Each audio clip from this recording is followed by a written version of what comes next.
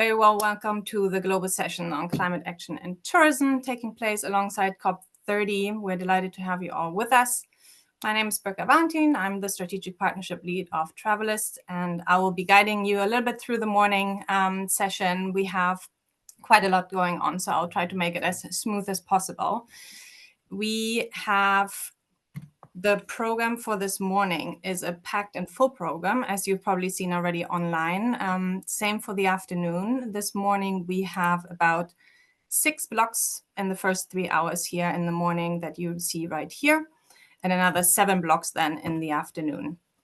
Thanks to a fantastic lineup of around 40 speakers. I think, yeah, we're about 40 speakers today. We'll be able to zoom into topics this morning around data, about research, about policy, while in the afternoon, we'll expand that a little bit more to around conversations around risk, resilience, and regeneration. So quite a lot to cover.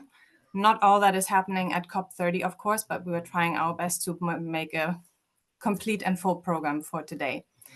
Quick notes just to help us run the program smoothly today. As you heard already, we'll be recording the sessions. The chat is open during the entire day, and the sessions would love to hear, and I see there are already some coming in, where you're dialing in from, share reflections throughout the day. You can submit questions anytime you want.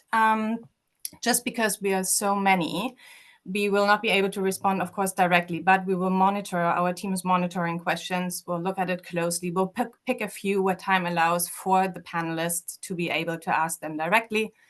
And we will, of course, look into kind of emerging themes that are coming out of it to reflect it in both our closing remarks and the event summary that we'll share after the event.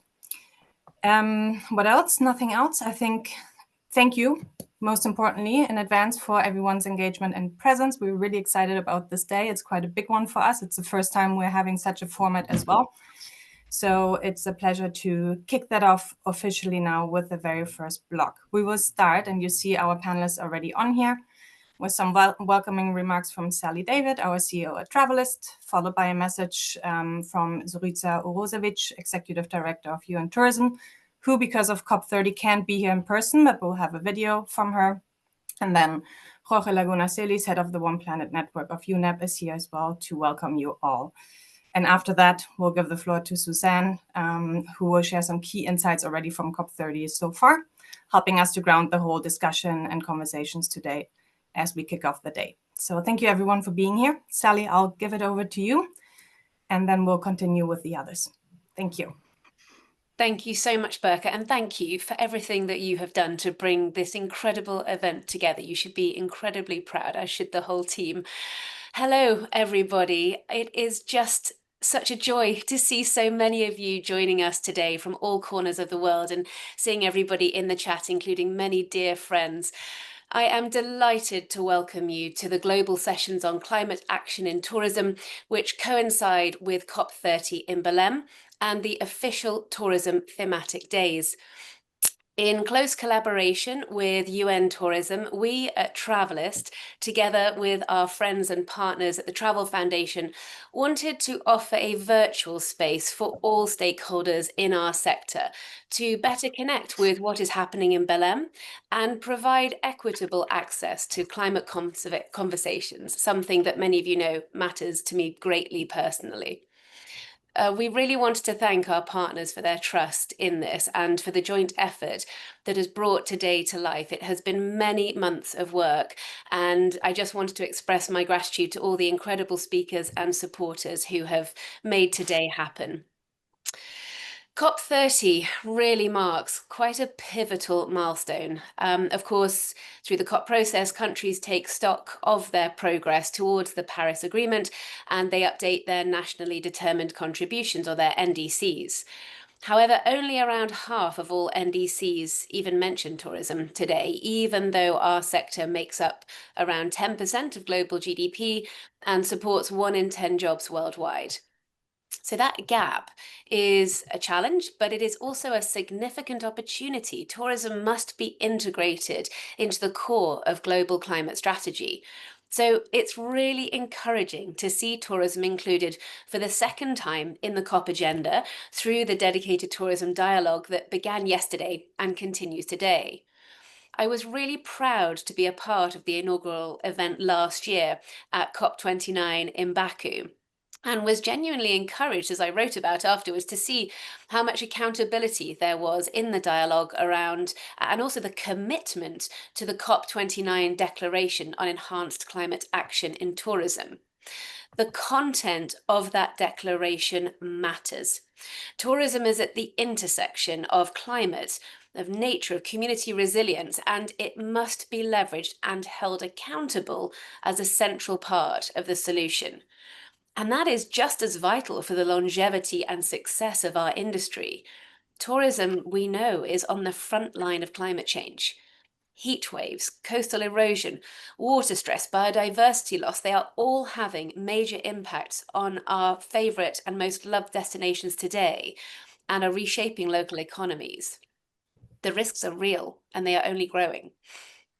Then in many destinations, over-tourism further acts as a multiplier of those climate impacts, increasing pressures on water, infrastructure, ecosystems, making it even more urgent that we manage growth responsibly.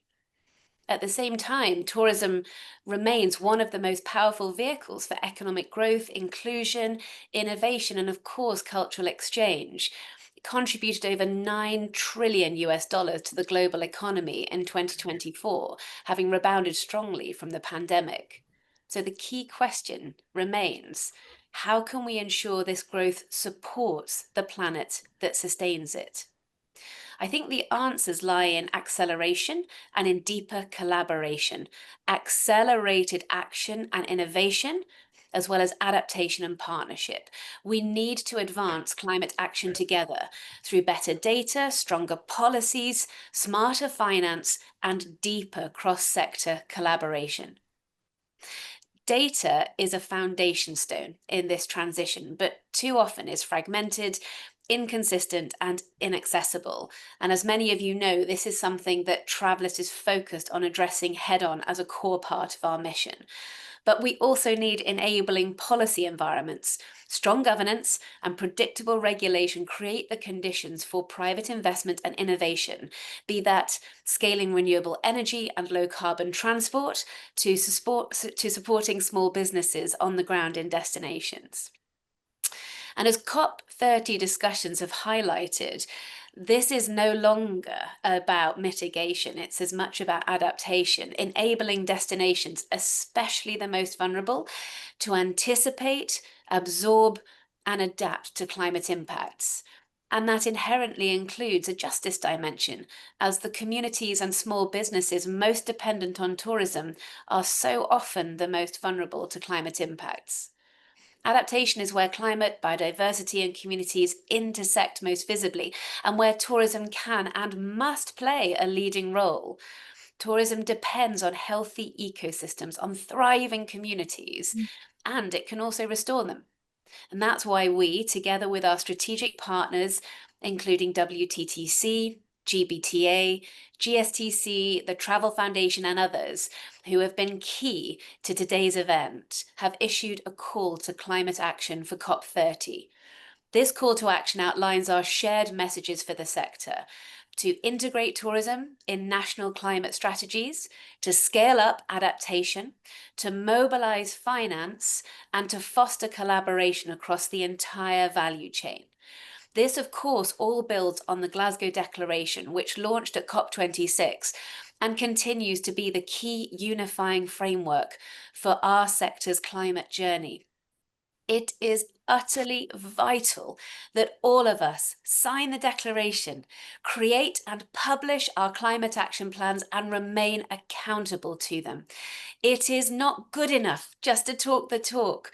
We must walk this walk together. The Glasgow Declaration centres on 5 pathways: measure, decarbonise, regenerate, collaborate, and finance. The time has come to turn those pathways into performance. Hence, the conversations at COP30 and indeed all of our exchanges today are about how we deliver that transformation and how, crucially, we do it much faster. How do we build systems that enable action? How do we make data work for all of us? How do we ensure that finance reaches the front lines of tourism's transformation? And how do we bridge the climate and nature agendas so that every climate solution also restores ecosystems and supports communities? These questions are urgent. We are 4 years from 2030, and we know that at the current pace, many global commitments from the Paris Agreement to the SDGs will not be met. But this is also an extraordinary moment of opportunity, a moment to redesign, to reconnect, to regenerate. Tourism has always been about connection between people, places, nature, even restoring our connection with ourselves. If we harness that spirit, backed by credible data, aligned policy, collective action, then tourism truly can shift from being a sector under threat to one of the most powerful strategic solutions for climate stability and community resilience. So thank you. Thank you for being here today, for your leadership, for your determination and your commitment to this shared journey. Let's use this moment to listen, to learn, and to leave with a renewed sense of possibility for what we in our sector can achieve together. Thank you. Thank you so much, Sally, for your opening words and framing. We will continue with a video from Zoritsa, Urosevic, Executive Director of UN Tourism, before we hand over to Jorge for his opening remarks. Good morning, good afternoon, and good evening. It's a pleasure to welcome you to this online gathering for the COP30 Tourism Thematic Days. While some of us are in Belém, we wanted to ensure that all tourism actors can take part in this global conversation. This virtual space allows us to advance our shared commitment to climate action in tourism. Tourism is one of the world's most dynamic sectors, but also one of the most exposed to climate change. Rising seas, wildfires, and extreme weathers are reshaping destinations and affecting the communities that depend on us. Yet, the story of tourism is also one of resilience and renewal.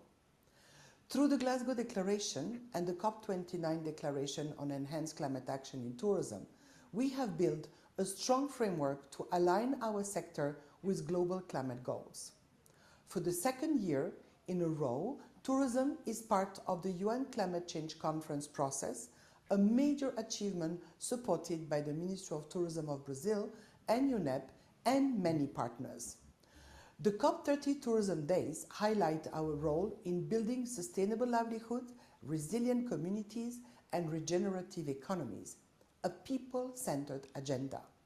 Tourism is not just vulnerable to climate change, it is part of the solution. Today, we will hear how destinations are cutting emissions, how businesses are designing low-carbon and regenerative travel, and how innovation and finance are driving change. UN Tourism's role is to guide and connect, turning commitments into real pathways for decarbonization, resilience, and regeneration. Our shared vision is to make sustainability the driving force of tourism's transformation, ensuring that climate action is embedded in how the sector operates and grows. Let us use these days to learn, to share, and to strengthen our collective resolve. If tourism continues to lead by example, advancing innovation, inclusion, and regeneration, it can inspire change far beyond our own sector and contribute meaningfully to a more resilient and sustainable future for all. I thank you for being part of this collective effort. And that was Zoritsa Urosevic, Executive Director of UN Tourism. She already mentioned one of the key partners for UN Tourism, and it works on climate action, be it for COP30 now, but also for the One Planet Sustainable Tourism Program, which was launched, I believe, exactly 10 years ago. And that is the United Nations Environment Program, UNEP. So we are delighted, Jorge, to have you with us today. You are the head of the One Planet Network at UNEP, and we will give you a few minutes as well to welcome the audience. Thank you so much for being with us. Thank you very much, distinguished friends, colleagues, and partners. I want to start by expressing what a pleasure it is to join you today in the global sessions on climate action in tourism. Um, it is a great opportunity, as it has already been mentioned by Sally, to not only enhance the work that is being done on site in Belém, but keeping and engaging our community in support of an ambitious COP30. Let me start by expressing my such a deep appreciation to Travalyst, the Travel Foundation, of course, our dear friend Zoritsa, and the whole UN Tourism organization for providing this space and convening this dialogue at a matter of fact that what we believe it's a pivotal moment in the global climate process. This year, and thanks to the efforts of this community that's gathered today and that has been supporting this agenda for a number of years since the adoption of the Glasgow Declaration, tourism is now at the forefront and increasingly visible in the conferences of the parties on climate. Although we are visible and we are present, there's so much work that needs to be done, and our dear CEO Sally reminded us in her opening remarks. Over 50% of the national determined contributions make reference to the impact of tourism. We have 50% to go in the years ahead. The discussions that we are having today offer us a unique opportunity to demonstrate how our sector can advance our global climate commitments, strengthen national ambition, and also, as a matter of fact, help us promote and support resilience. What we need to see it is a tourism sector in which it is helping not only close the gaps, but working with partners to see the tourism as an opportunity, as a platform, as an industry that is helping create solutions on partnerships, decarbonizations, local solutions that help us innovate, promotion of circular economies approaches, and overall seeing the tourism sector as this engine for resilient and prosperous economies. And I believe this is the road that we have ahead, and today's event, as we meet today, will provide us with a platform to share ideas, to share contributions, to share partnerships that we should definitely structure and work in the year ahead to present them at the next COP and help us strengthen our work. As we meet today, and this is in the forefront of our backdrop, it is important to be reminded that the global commitments, including the Glasgow Declaration that we support and we all adhere to, uh, these commitments that we have made to safeguard our climate future have helped us steer away, really have been a promotion and a tool that has helped us steer away from a trajectory that is shifting, and it is something that I believe we should make quite clear, and the evidence has to be made quite explicit to what extent the tourism sector has helped shift the trajectory towards meaningful progress. The science is clear that we must accelerate efforts as current actions do not meet necessarily the pace and scale required. Before I conclude, because I really want to hear the local solutions and the panel discussions that are ahead of us, allow me to highlight three of the areas in which the One Planet Network Sustainable Tourism Program is currently implementing with a number of partners, and which we believe may help showcase this narrative of tourism as a solution. First is to continue enabling mitigation through a reinforcement action of the Glasgow Declaration for Climate Action in Tourism. We have by now over 400 signatories that have, I want to be very clear, submitted climate action plans, committing to measure emissions, reduce them in line with science, and enhance adaptations. If you are one of those 400 signatories that have submitted your action plan and you're connected today, big kudos to you. This is an effort that is not just in paper. As a matter of fact, it translates into, I would say, the most important monitoring and verifiable mechanism of action by the tourism sector on climate mitigation. And therefore, it is important that we reinforce these action plans and we enforce and enhance the scrutiny on the climate action plans and on the signatory, so that our words meet our deeds. This growing community is helping us build the transparency, the accountability that the sector urgently needs, and is giving us credibility to have a seat at the table. The second area I want to speak today about, it is, let's not only look at energy efficiency, let's not only look at emissions, let's start seeing and how the operations of our tourism facilities can also help more resilient economies by looking closely at food systems transformation.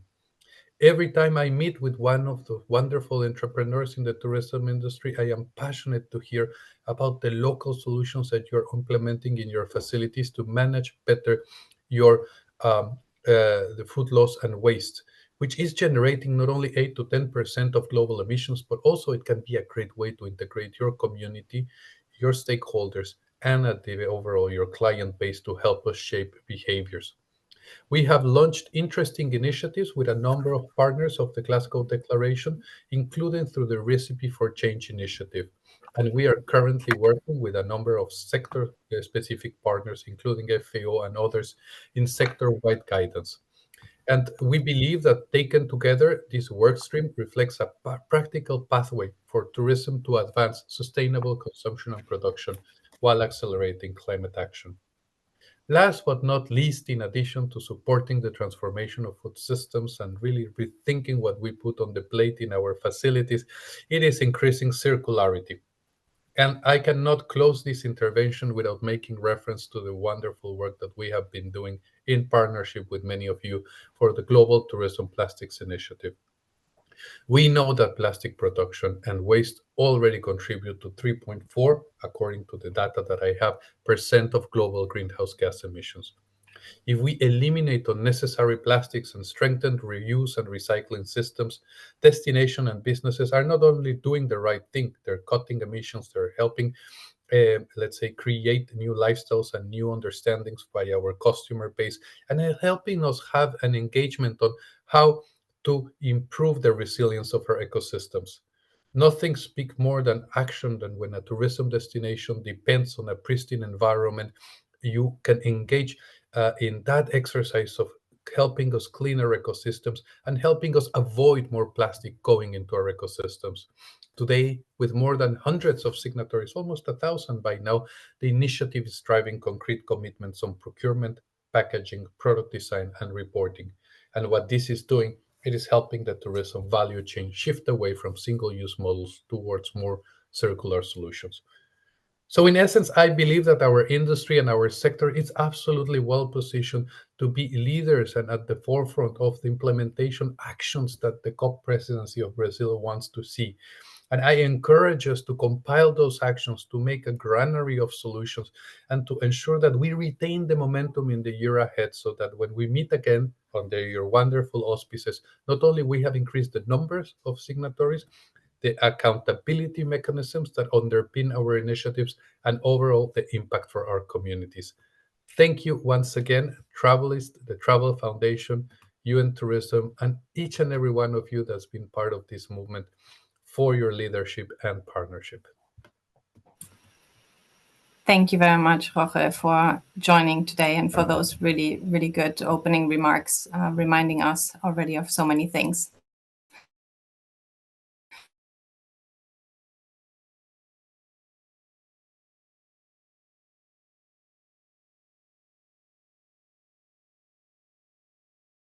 And of course, for all the work. We have the chance to start diving into what has been, many of you know, in her role as global environmental impacts, actually an incredible, knowledgeable person about all the COP processes and dynamics. And we're really, really happy that she accepted our request to help us start the conversation today and give us some context about what has been going on in Belém, her perspective on it, and yeah, just some help to ground us in today's conversations. So thank you very much, Susanne, for being here with us today. I know you're connecting as well from far away. And we will have about 10 minutes or so to talk about all of that. So the floor is yours. Thank you.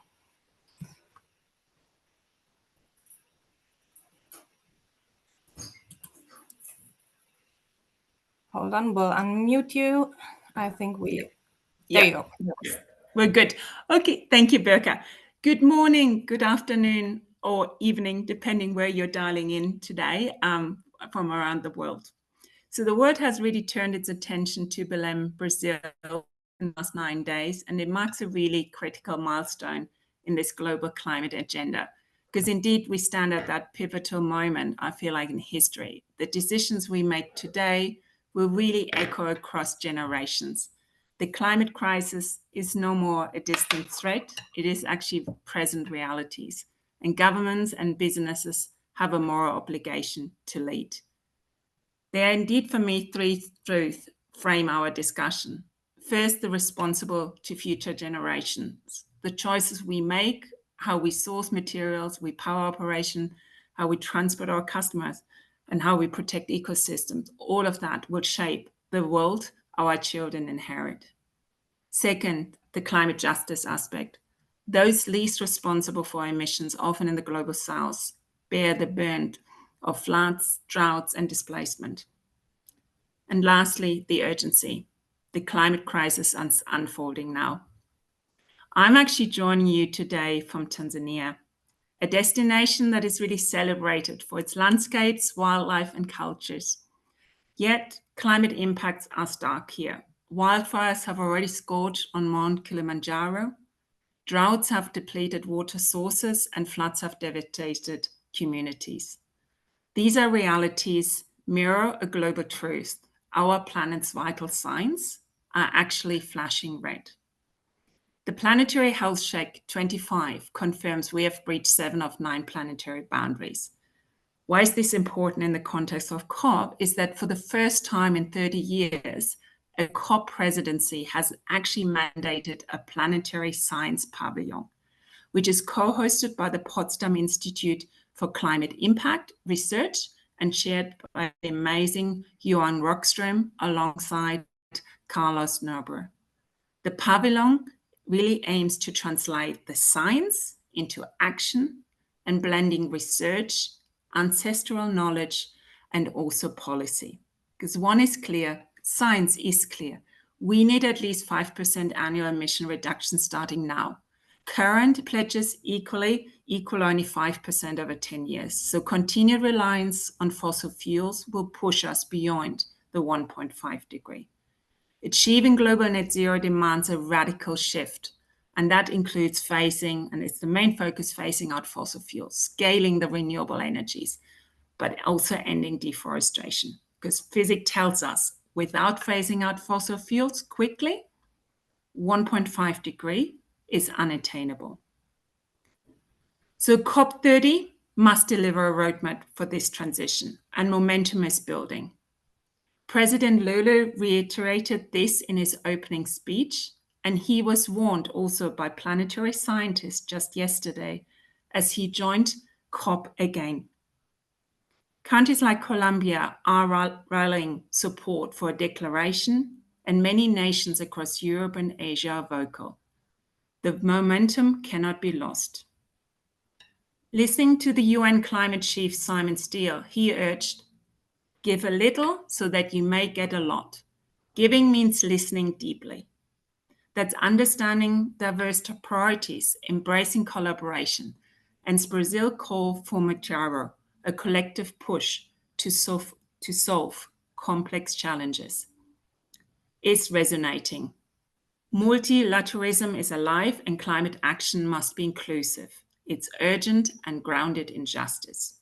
So what have we seen on the ground already? We've seen indigenous voices front and center, demanding those territorial protection and climate justice.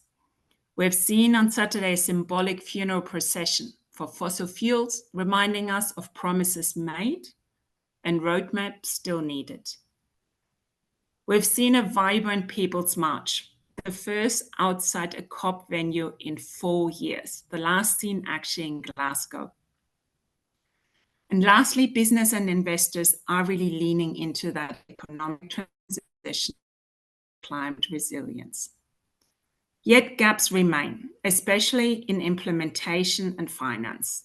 The UNEP's off-target report really warns us emissions rose again in 2024, and it's keeping us on track for a 2.8 degree warming by the end of the century.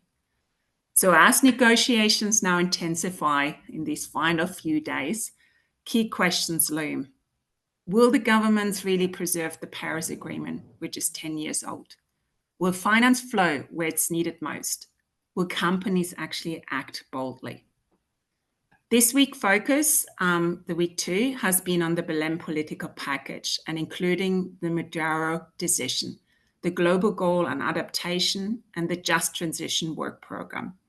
The Moderator text offers options on ambition. It's about national determined contribution, or NDCs, which you will hear probably a lot today.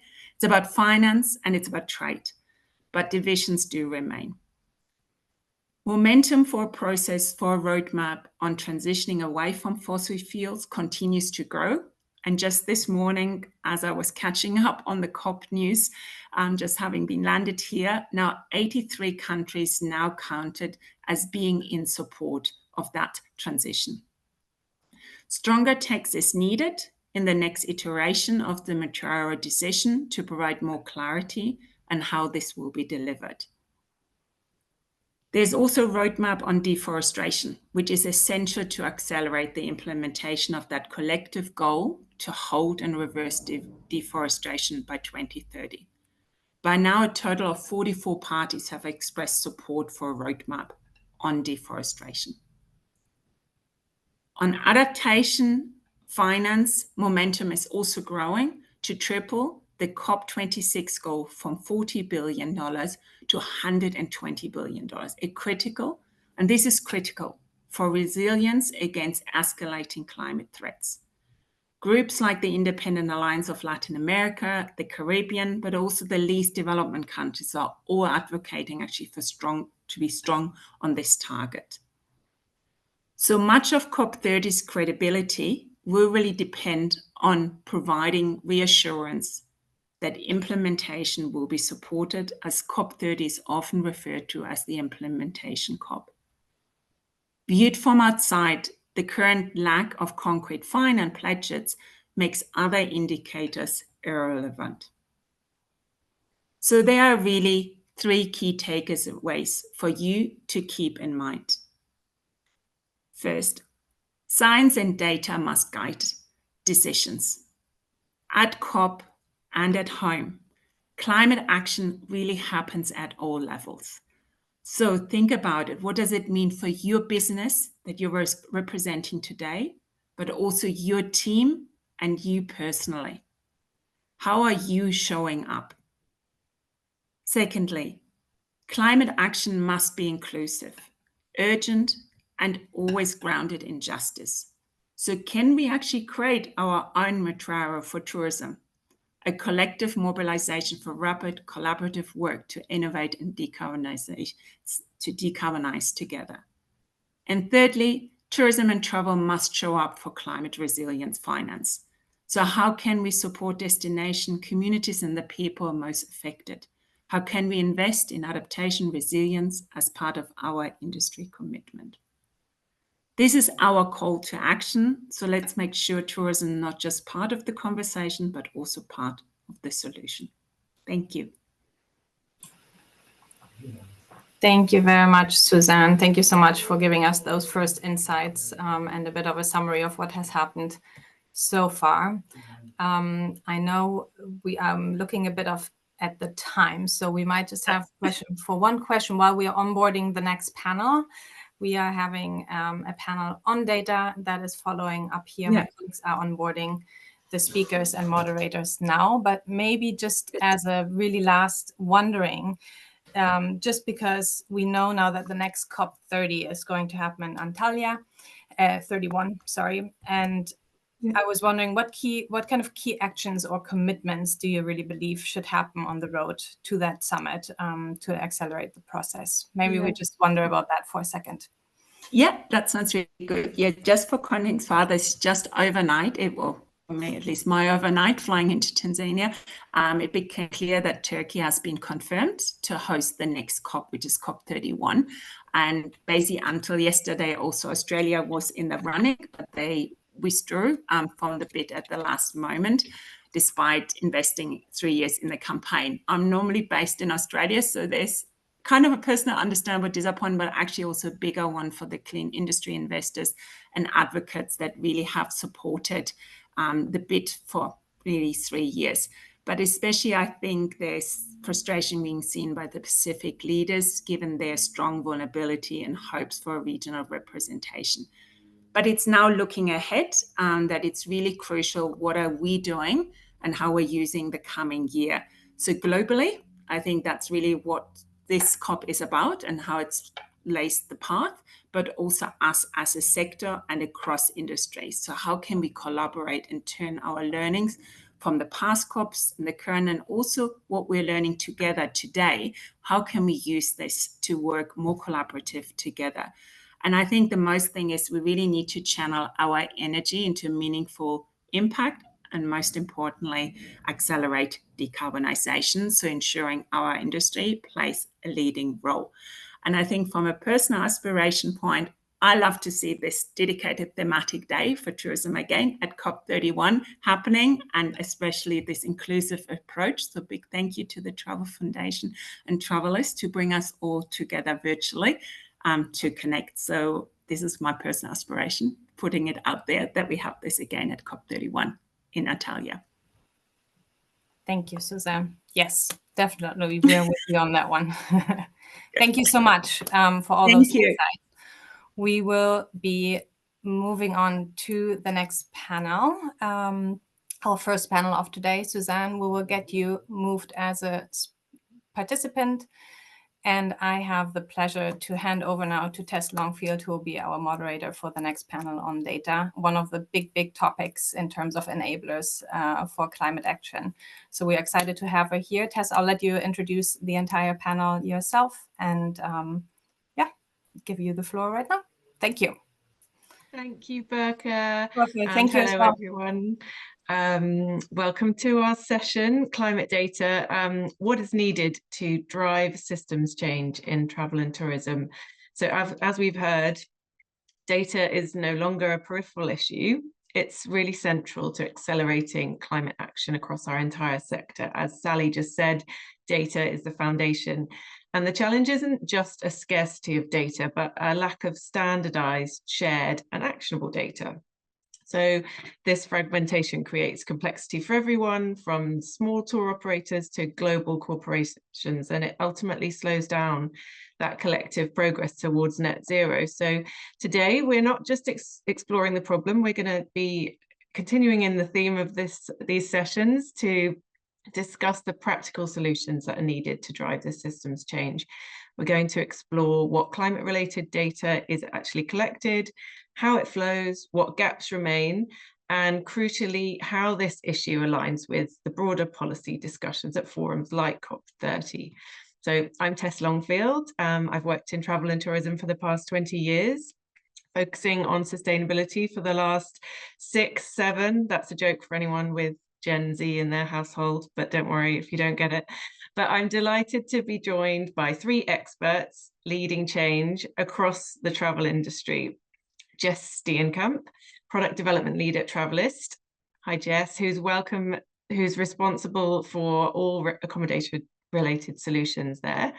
Tim Fairhurst, Director General of the European Tourism Association, ETOA, who provides that critical on-the-ground perspective from tour operators and SMEs, and Amélie Losanes, Managing Consultant for Advito, part of BCD Travel, who advises major corporate clients and sees the immediate impact of those regulatory data requirements. So let's begin by looking at the architectural solution being built. Jess, I want to start with you. So Travalyst is pioneering a solution to the fundamental problem of that siloed data. Can you explain what the Travalyst Data Hub is building for the accommodation sector and how this common standardized approach is going to create that systemic change that policymakers are looking for? Certainly. Thanks so much, Tess. And thank you for everyone to be here. We really appreciate it. So Travalyst is working on a very simple and basic, but very stubborn problem, as mentioned by Tess.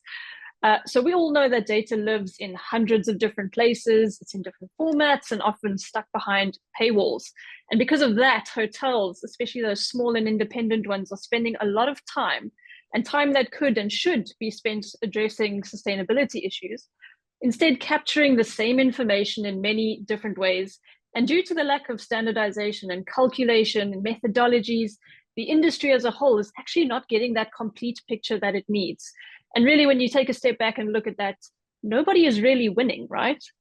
So the Travalyst Data Hub is really just about creating that simple shared way for accommodation providers to report on core climate and sustainability information.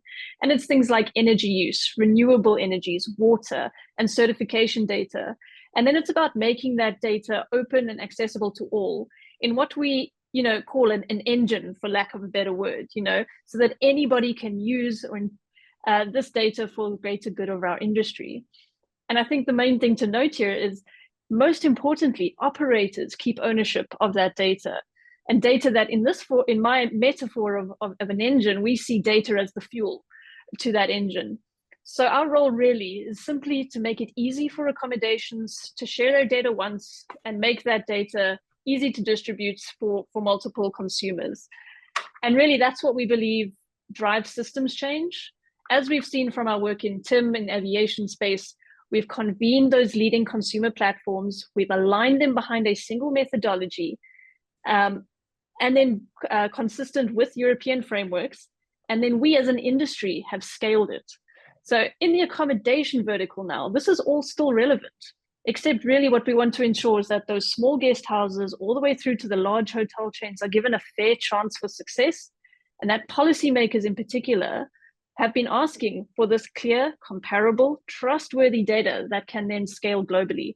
And that's really what the Data Hub is designed exactly to provide and to lay as that foundation for the industry.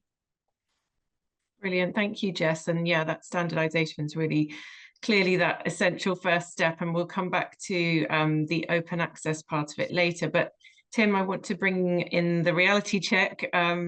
You have a really excellent view of the truth on the ground from tour operators and SMEs. And so from your view, what are the most critical data gaps between that supply and demand, particularly regarding maybe non-aviation transport segments like coaches and cruise? And how is that current lack of harmonization hitting your members' operational costs? Hi, good morning, good evening, everyone. Thanks, Tess. Well, I'll take the last bit first, I think, and it just picks up on what Jessica was saying. There's a lot of friction in lots of similar questions being asked backwards and forwards between the value chain and the various actors within it. So if an operator is looking to get numbers for the various elements of a package tour, they're asking their hotels, they're asking the other suppliers, the river cruise operators, whoever it may be, and trying to roll up an aggregate number. The next door operator is asking very similar questions. So if you're the operator of the hotel or the river cruise boat, whatever it may be, you'll say, can we not just do this the same way? So I think what Travalyst are up to in terms of creating that single hub is exactly what's needed, because there's a number needed at time of purchase. So if you're saying this is the number for our product and you want to choose between us and someone else, the product hasn't happened yet. So we need a credible number that we can use to say this is a solid agreed industry standard number. And then there'll be post-production calculations as well. So that's a gap. And if we can expedite that process, and I think Travalyst Initiative will do that, that's going to accelerate things, and it'll be accessible for small businesses and big ones. And I think one of the things we notice is that it's obviously the case that a large organization can invest in in-house calculators and really go deep in what they want to do, whereas there's almost a digital divide in the sense that small businesses can't necessarily invest to that degree. So they're a little bit left out and they can't play the same game and do the data exchange in a sophisticated a way. So we've got to make it accessible for smaller businesses conceptually as well as practically. I think there's a couple of other sort of data gaps. We don't really have good aggregate numbers of what the collective demand for leisure tourism and MICE tourism is. So to the extent that this is about making the economic case for system change, making sure that people understand just how significant the collective demand of the travel and tourism industry is across the various modes, I think would inform policy decision-making considerably. I think we're going to get on to common calculators later and the idea of open sources, but that's certainly the direction of travel that we see, so that they're really, common tools are the way forward, rather than everyone coming up with their own particular individual corporate way of doing it. So in short, huge scope for efficiency if we collaborate. For sure. Thanks, Tim. It's really important to highlight that absolute operational nightmare that are facing SMEs really when you're having to provide data in different formats to different places. So, but Amélie, you're closer to the other end of the value chain, that the corporate buyer, and you're advising at Advito clients that are under regulatory pressure. So tell us, where's the data flow breaking down between the emissions figures that corporate travellers are seeing at the point of sale versus what is used for final corporate reporting? And what's the sort of main consequences of this disjointment for corporate travel managers?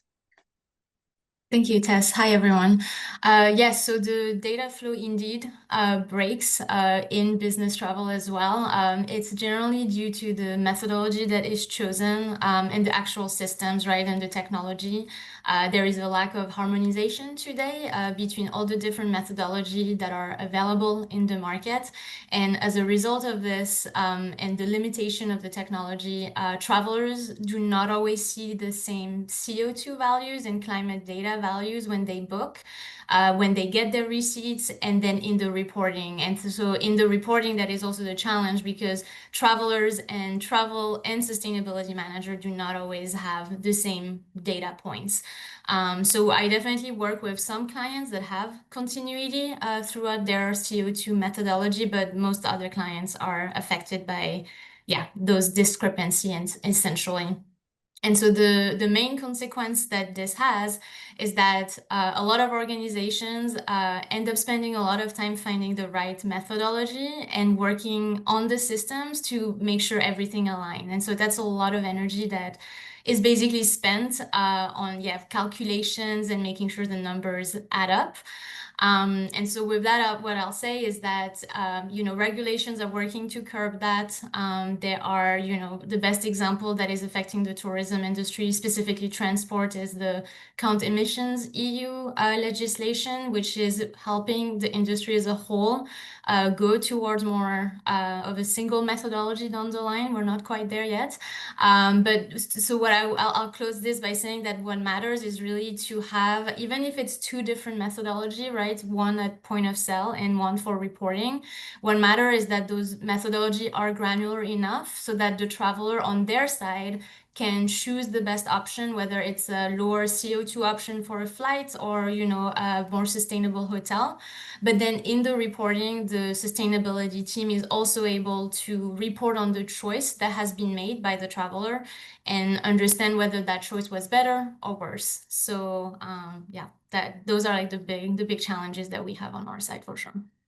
Thanks, Amélie. Yeah, I think it's really helpful to understand what prompted that choice in the first place by the traveller, but also not to get too, I suppose, bound up in perfection in the two figures really aligning. But yeah, definitely that disconnect between forecast and report is a major headwind. But Jess, I said that we were going to return to the Data Hub and that focus on open access. So I mean, I think the goal of the Data Hub is to overcome proprietary barriers. So how does Travalyst focus on open access to standardized climate data directly address the need for reliable information and policy enablement that's often debated at forums like COP?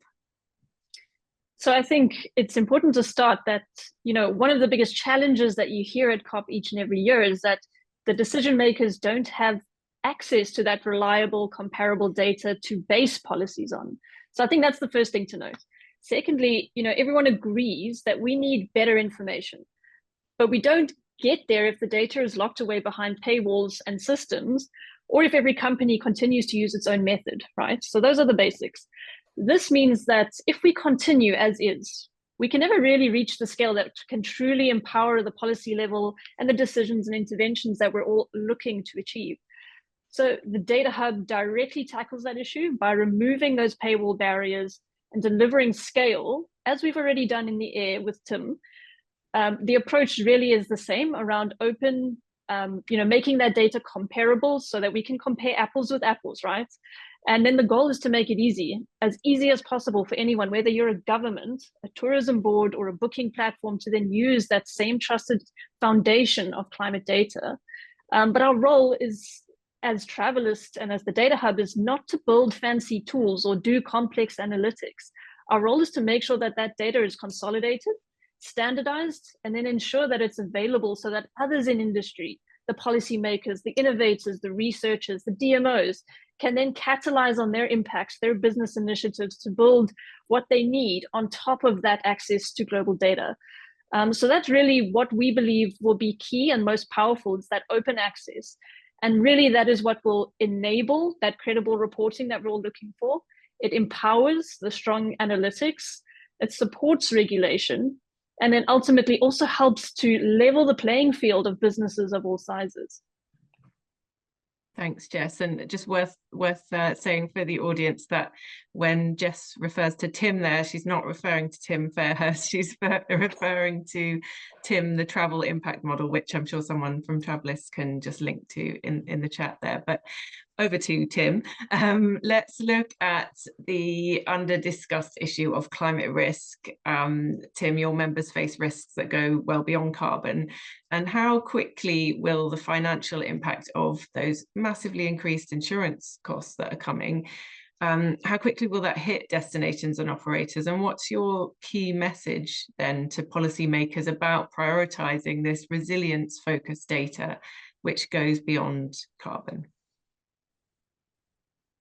Well, I think the costs already are hitting, and it's not just tourism, it's system-wide. I went to an EU roundtable on climate risk management 2 summers ago, and I was just checking the numbers I took notes of. Slovenia paid 16% of its GDP on flood reparations in 2023. So this is not insurable. So insurance is part of the potential mitigation. It's not the full answer. And I think one of the challenges we have, and I think if you talk to actuaries in the insurance industry, they will probably acknowledge they haven't really got their heads around this yet, because one of the things we need to decide is what counts as a climate-related incident, as opposed to just heavy rainfall, which caused a landslip, which meant that the rail line was interrupted or the road was interrupted. And this is going to matter when it comes to covering risk. Is that an insured risk? Is it not an insured risk? And what we really don't want to happen is that the beneficiaries of this are litigation lawyers who are arguing the point. What we need is a system that works. So I think we do need a lot of policy help figuring out what is a good enabling framework to manage risk. Insurance will be part of that, but also building physically more resilient infrastructure and figuring out the cost and an equitable way of distributing that will also be. So I think it really is a system-wide issue, but from an operator's perspective, they've got a duty to perform. So you've got the passengers, your clients from city A, and eventually 10 days, 2 weeks later, they're flying home from the final destination. If something interrupts that, the tour operator is liable. So there is a potential cost to manage. And I think the honest answer is the insurance industry is not quite there in terms of how to do that in a sufficiently robust way. So what counts as a climate-related incident is a question mark. And maybe that's the wrong question. Maybe it shouldn't be a binary question. Maybe it should be a percentage. So we could say this is maybe 60% attributable to climate, and there's a reasonable basis to say that, for example, or climate change, I should say. So, it is about building in resilience, but it's also about accepting the need for adaptation and change. So what used to be the case may no longer be practical, whether it's because it's too hot in the middle of the day in the summer, So therefore, you need to just rearrange how things are open and visited, that kind of thing. And we need to accelerate those sorts of practical changes from a destination perspective. But I would say if you're going for the single message is really to acknowledge that the obstacles are political and institutional. Generally, it's quite hard to make these big decisions because quite often it's short-term cost for something that in 10 to 20, 30 years, people will be grateful. And that's always quite hard to sell at a time of tight public finances. So we need to find ways of telling that story in a way that builds political consent, but do involve industry. We are good at solving problems. We're ingenious at that. We would like there to be a space for travel and tourism to be a gainful provider of jobs as far as the eye can see. So involve us in how to design that resilient and more adaptive environment for the industry, as well as the communities that host it. Thank you, Tim. I think loads of food for thought there. And focusing on resilience and adaptation is absolutely key. And Amélie, I mean, resilience and risk are things that big corporates do stand up to attention on, even if they're not necessarily, even if they don't have net zero targets or working towards that. But so a lot of your clients have to adhere to these ever fast evolving reporting frameworks like CSRD. And so I'm just curious, are the current global frameworks asking for the right kind of actionable climate data that's genuinely going to drive emission reductions? Or do you feel they're overly focused on compliance and box ticking? Yeah, so as you say, most of our clients are focused on CSRD reporting. So that's the Corporate Sustainability Reporting Directive. There's still a lot of ambiguity with that piece of legislation on what and who needs to report on what, essentially at this stage. So it's been quite challenging for clients. But what CSRD does is two things. And one is more that compliance and box ticking situation that you talk about, Tess, where the corporation have to essentially look at their emission and start gathering the data. So, that's why earlier I was mentioning the strong focus on methodology, because we're essentially just counting, CO2 kilograms and tons, and we're not necessarily focusing on action as much. But the second thing that CSRD does, and other pieces of legislation actually, is that it requires corporations to map out their risk towards climate change. And so that ties really nicely with what Tim was saying.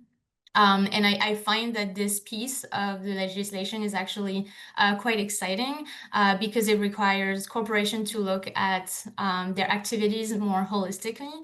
It requires them to understand their business, understand their activity, and also understand how the world we live in is changing really fast and how that may affect the way they do business. And so those are really new conversations that we're having. And in that sense, the new global frameworks are pushing us in the right direction. Now, are they strict enough? Are they required enough? That is still a question to be asked, but at least we're starting to have those conversations that are really important. That's great to hear that those conversations are happening and that they are more holistic. So just let's continue to zoom out to that longer term vision then. Beyond accommodation, what's the long-term roadmap for the Travalyst Data Hub standardization efforts? And what kind of commitment to cross-sector collaboration must the wider tourism industry make for it to be truly effective globally? I'm so glad you asked that, Tess. So really for the Travalyst Data Hub, the accommodation and climate data is merely a starting point. And this is merely because the need is relatively clear, albeit very complex, and the demand is immediate. But the long-term roadmap for us is much broader because, as we all know, tourism is an interconnected system, right? It includes accommodations, attractions, ground support like rail, transport, tour operators, destinations. And what we all need is a common way for that climate and impact information to flow across all of it. So over time, the Data Hub will expand to more parts of that value chain, always with the same principles in mind: open access for end users, operator data ownership and a simple process that reduces rather than adds to that capture and reporting burden. But the most important ingredient to all of this is collaboration. I alluded to an engine metaphor a little bit earlier, and an engine without fuel, or in this case, data and user engagement, is really just a massive glorified doorstop, for lack of a better metaphor. So there really is no single organization that can fix this data challenge for tourism.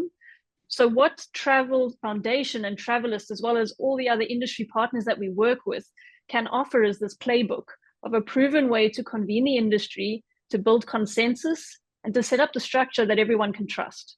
So the wider industry really just needs to lean into that, align on the shared principles, share the data responsibly, and then participate in building a system that actually works for everyone. And I think finally, just to mention, Europe really has taken a leading role in driving and setting regulation, and that does give us some momentum. But for this work to become globally acceptable, accessible, adoptable, the whole sector, from local SMEs to global platforms, really just need to commit to that openness and cooperation. And when we do that, we really truly unlock sustainability and climate action at a scale that has simply never been possible to date. Well, thank you, Jess. That's a really clear long-term vision. And Tim just mentioned Europe leading on this. So what, considering the pressure that we've already talked about on SMEs and the data gaps in transport, what's the single sort of policy precondition that governments or major industry bodies could establish to create that environment where this really critical climate data can genuinely flourish and be shared openly in the way that Jess has described? Well, one single thing is hard to say. One single thing is an enabling environment to make it work, but that obviously involves lots of different elements. I think a way to consider it is and I think what Jess has been saying really anticipates it. It's got to be as simple as possible, as complicated as necessary. That's it. This is not about branded virtue. This is about just getting the mechanics right and consensus on the metrics and the measurement. So if we can do that, then everyone can play.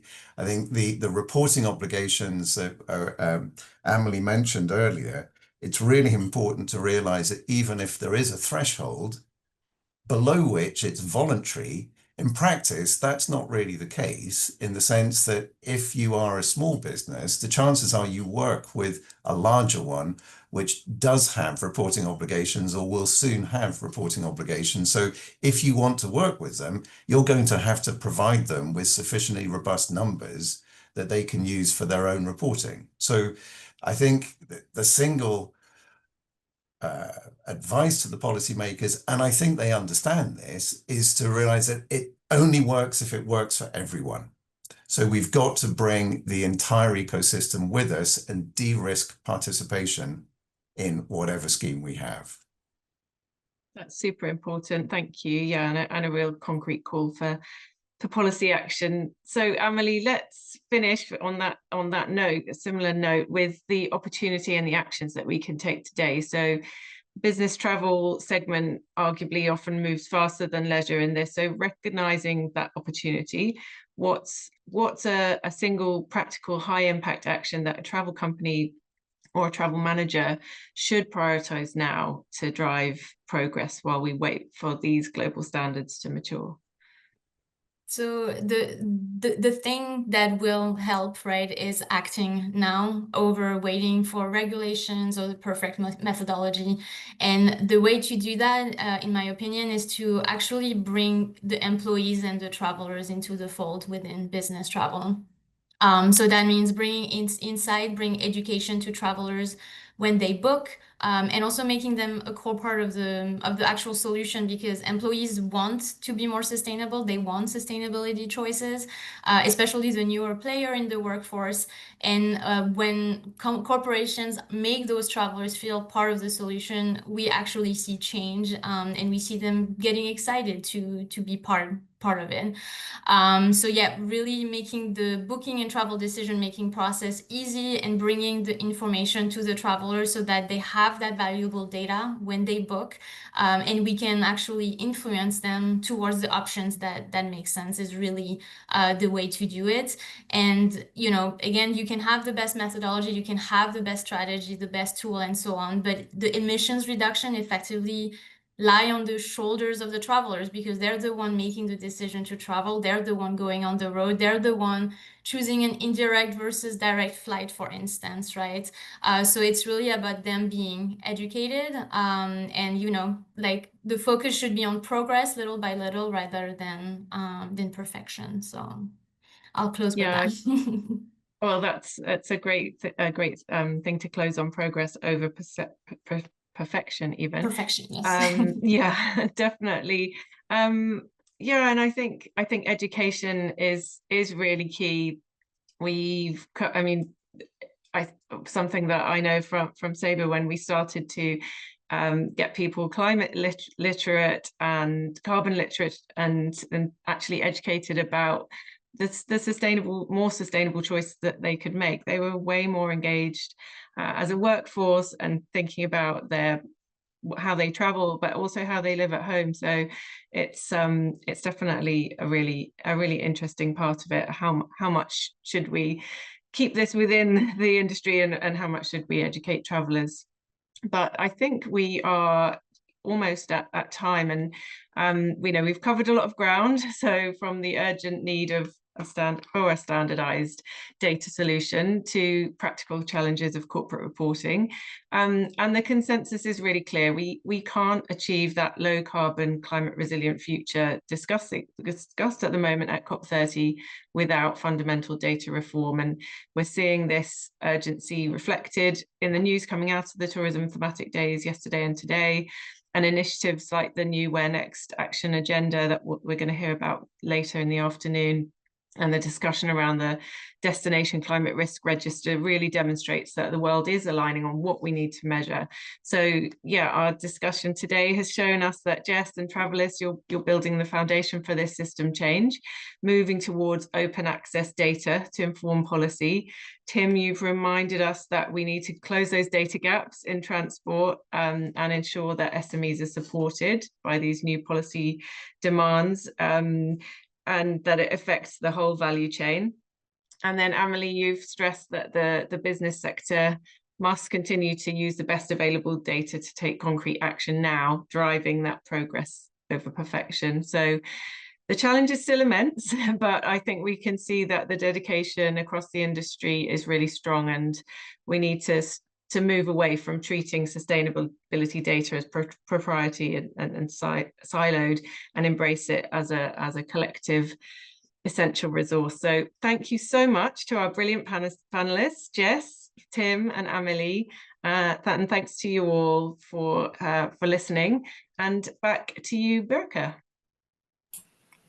Thank you so much, Tess. Thank you, all of the speakers, for that really insightful panel. I know there is so much more we could discuss on all of those different fronts. So hopefully we'll have chances in other kinds of formats to continue all of those conversations. Thank you. We will be offboarding you from the virtual panel, and we'll be onboarding the next panel. Tess, thank you as well, of course, for moderating all of this. We are next up with a fireside chat about the current state of research around climate change and tourism, which is brought to you by Susanne Becken and Jeremy Smith, two of our esteemed colleagues and experts in the field. Most of you will know them. I will have a look if we have them on board already. I see Susanne joining already, and Jeremy is here as well. Thank you both for being here with us. I just wanted to make a short note for everyone who is seeing speakers only once. You can adjust the view on your side as well, as far as I know. So just to make sure that everyone sees the speakers that are up in each panel. I hope that works for everyone. Otherwise, please give us a shout and we'll try to help with that.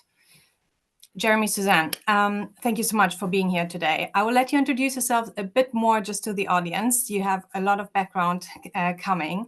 Thank you, first of all, for being here. I know, Jeremy, you are connecting as well from Brazil, so I hope the connection is going to be all right.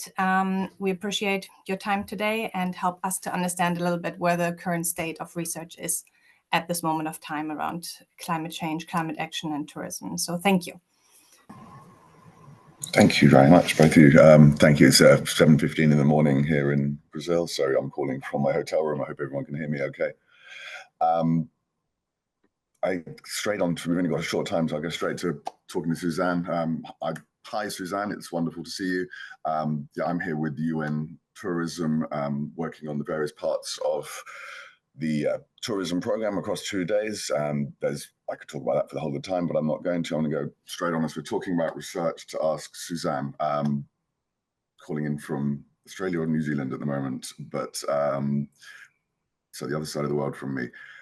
What do you see, Susanne, working as you have for several years for your career in the research side of this in academia as the biggest advances that we're making and how tourism and climate change interact in our understanding of that? Where are the urgent research gaps? Yeah, well, it was good to see you and hi everyone. And in some ways a nice segue, because we talked a lot about data, and obviously data is a key ingredient into research, but research does more. It really tries to explain and understand and what drives the data. And so there's been really a lot of progress in terms of the measurement of the carbon footprint in tourism and the relationship between efficiency gains on the one hand and of course growth impact on the other, and overall tourism footprint is increasing as a result. So that's really important, right from the global level down to destinations. More and more destinations are looking at that, and research methods are developing for that. But also what's quite new in the tourism research field, Jeremy, is that we do more experiments. So we work, for example, with hotels to try in real world conditions how changing certain things would be accepted by guests or how guests respond. So for example, research on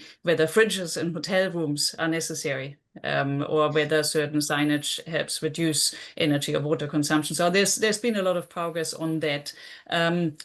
Also, of course, on the impact side, we see more and more studies from around the world that do look at climate impacts, and we've heard a bit about this in the session already.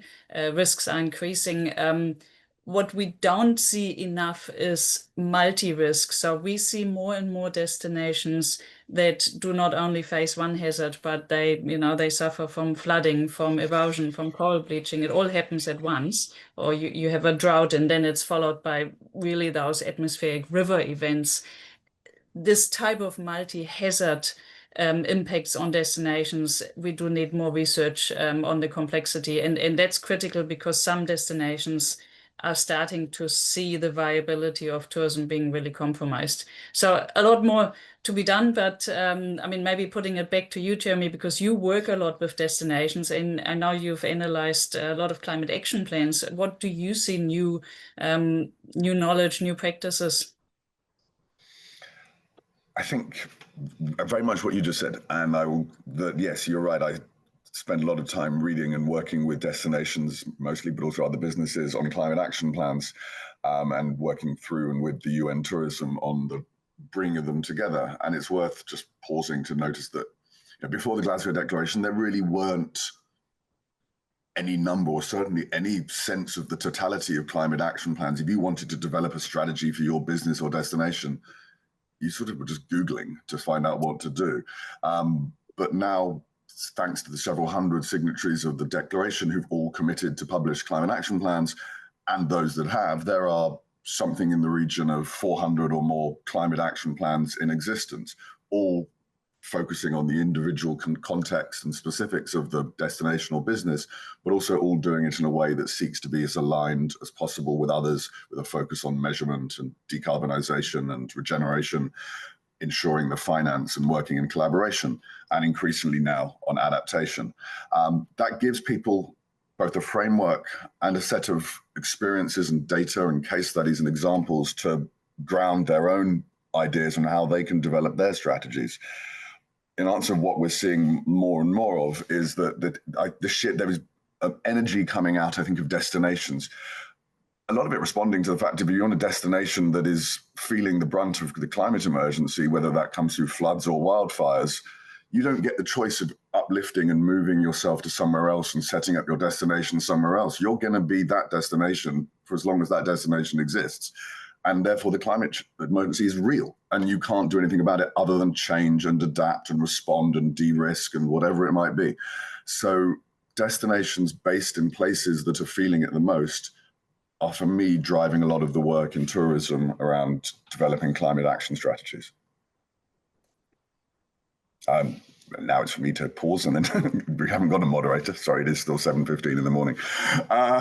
So let's have a look at some of the specifics. Let's look at energy, the biggest challenge of them all when it comes to decarbonisation. And we can measure it as much as we want, but we generally know how much energy we create as an industry, and we use rather as an industry, and we know that the majority of that energy is caused through transport and whatever else. So aviation sits at the middle of the giant elephant in the room. So yeah, let's talk about it. Yeah, go ahead. I was going to say, we often, when we talk about how we decarbonize energy, aviation, SAF, so-called sustainable aviation fuel, is often positioned as the sort of the solution that will come and help us all. Is that the case? I mean, from your research, is SAF going to come and make all our flights practically carbon neutral? Yeah, I mean, SAF obviously has a lot of momentum with industry and also governments. Some people prefer to call it alternative aviation fuels because the sustainable really depends a lot on the feedstock. It depends on where the energy is coming from. And that's where, I guess, a little bit of an Achilles heel. Everyone who's reading the headlines of the COP obviously knows that in the moment, I mean, the goal is to create a roadmap away from fossil fuels, hence the SAF. But a lot of SAF still depends on fossil fuel input. That's why the last few years have seen quite a lot of research on things like life cycle assessment of different feedstocks. So how much carbon do we really save? If you put ethanol, for example, effectively you have to turn it into the equivalent of fossil fuel. In that process, we use a lot of fossil fuel still. Same with hydrogen. When you produce it not from renewable energy, you're stuck with a similar problem. So a lot of research is trying to figure out the absolute details and the gains to be made. And that's independent of policy levers like mandates or the capital investment required. It's really some of the physics and also the availability of the feedstock. There was a really interesting science paper released a month ago or so by a team from atmospheric scientists that looked at the ICAO decarbonization pathways. So ICAO has done a lot of work on this. And so they figured out that even under the most ambitious decarbonization scenario, aviation will still double its climate impact compared with today by 2070. The reason is the growth and also still the fossil fuel content of some of the SAF. And of course, the contrail issues are the non-CO2. So I guess what I'm saying is it's not quite so easy. It obviously is absolutely part of the solution, but we do need to look at other things as well, other technologies, maybe integrated transport solutions, demand management. So it has to be a portfolio and a lot of work still has to be done. I mean, maybe it's also coming back to the discussion we just had around destinations. Some are maybe looking at the different markets. What have you found on maybe innovative approaches to cutting that transport carbon footprint? I think it's from looking at from reading all the climate action plans, from talking with everyone, it remains the most challenging piece. It's incredibly hard to grasp the nettle of how will people reduce transport emissions when it basically, people are happy to make new, more efficient products. People are happy to develop alternative ways of seeing the place when you are there, of supporting entrepreneurs working on sustainable opportunities. Many businesses are adding train-only packages to the portfolio of products that they offer. And in a very few cases, examples such as Byway based in the UK, there are companies, small tour companies, developing specifically to service a growing need of people or growing desire by some people to travel by train. But that in itself is a limited market because there's only so many trains running on so many tracks around so many destinations. It can't suddenly replace the entire thing. At a destination level, some destinations are grappling with it in either through trying to explore which of the markets that they encourage to come are more efficient, more energy efficient, shall we say, so that for the amount of money that the average person coming from a certain source destination spends in your market, how does that compare to the amount of carbon it costs to bring them there? And can you therefore focus on markets that are more beneficial in both value economically and value socially for your destination while causing less emissions as they come? Others are looking at ways of incentivizing it through Copenhagen from Copenhagen has attracted a lot of sort of press in the last few months, encouraging people to behave in more sustainable ways and rewarding them when they come. So if you come by train to Copenhagen, we will give you benefits that Copenhagen will give you benefits that sort of improve the quality of your stay when you get there. Each of these nudges help. Yeah. So I guess what you're saying is also rethinking things, doing it differently, and considering the value proposition. And that maybe if I can just add a question, because I do know the pillar 2 of the COP is around nature stewardship, regeneration, biodiversity, and of course that aligns quite well with what you talk about, the value of tourists giving back to the destination. Tourism surely plays a role in this pillar of nature conservation. Have you found some interesting examples there, or what do destinations do? It's our strong point, our sort of prime card. If we want to talk about how tourism can play a positive role in the future that we are, hoping to have, then the work we do in connecting people to nature and in supporting nature and in providing financing for parks, be they public parks or private parks, connecting, supporting coral reefs, whatever it might be, providing alternative livelihoods that mean that people aren't, taking the sharks out of the sea. All the various pieces there that tourism can do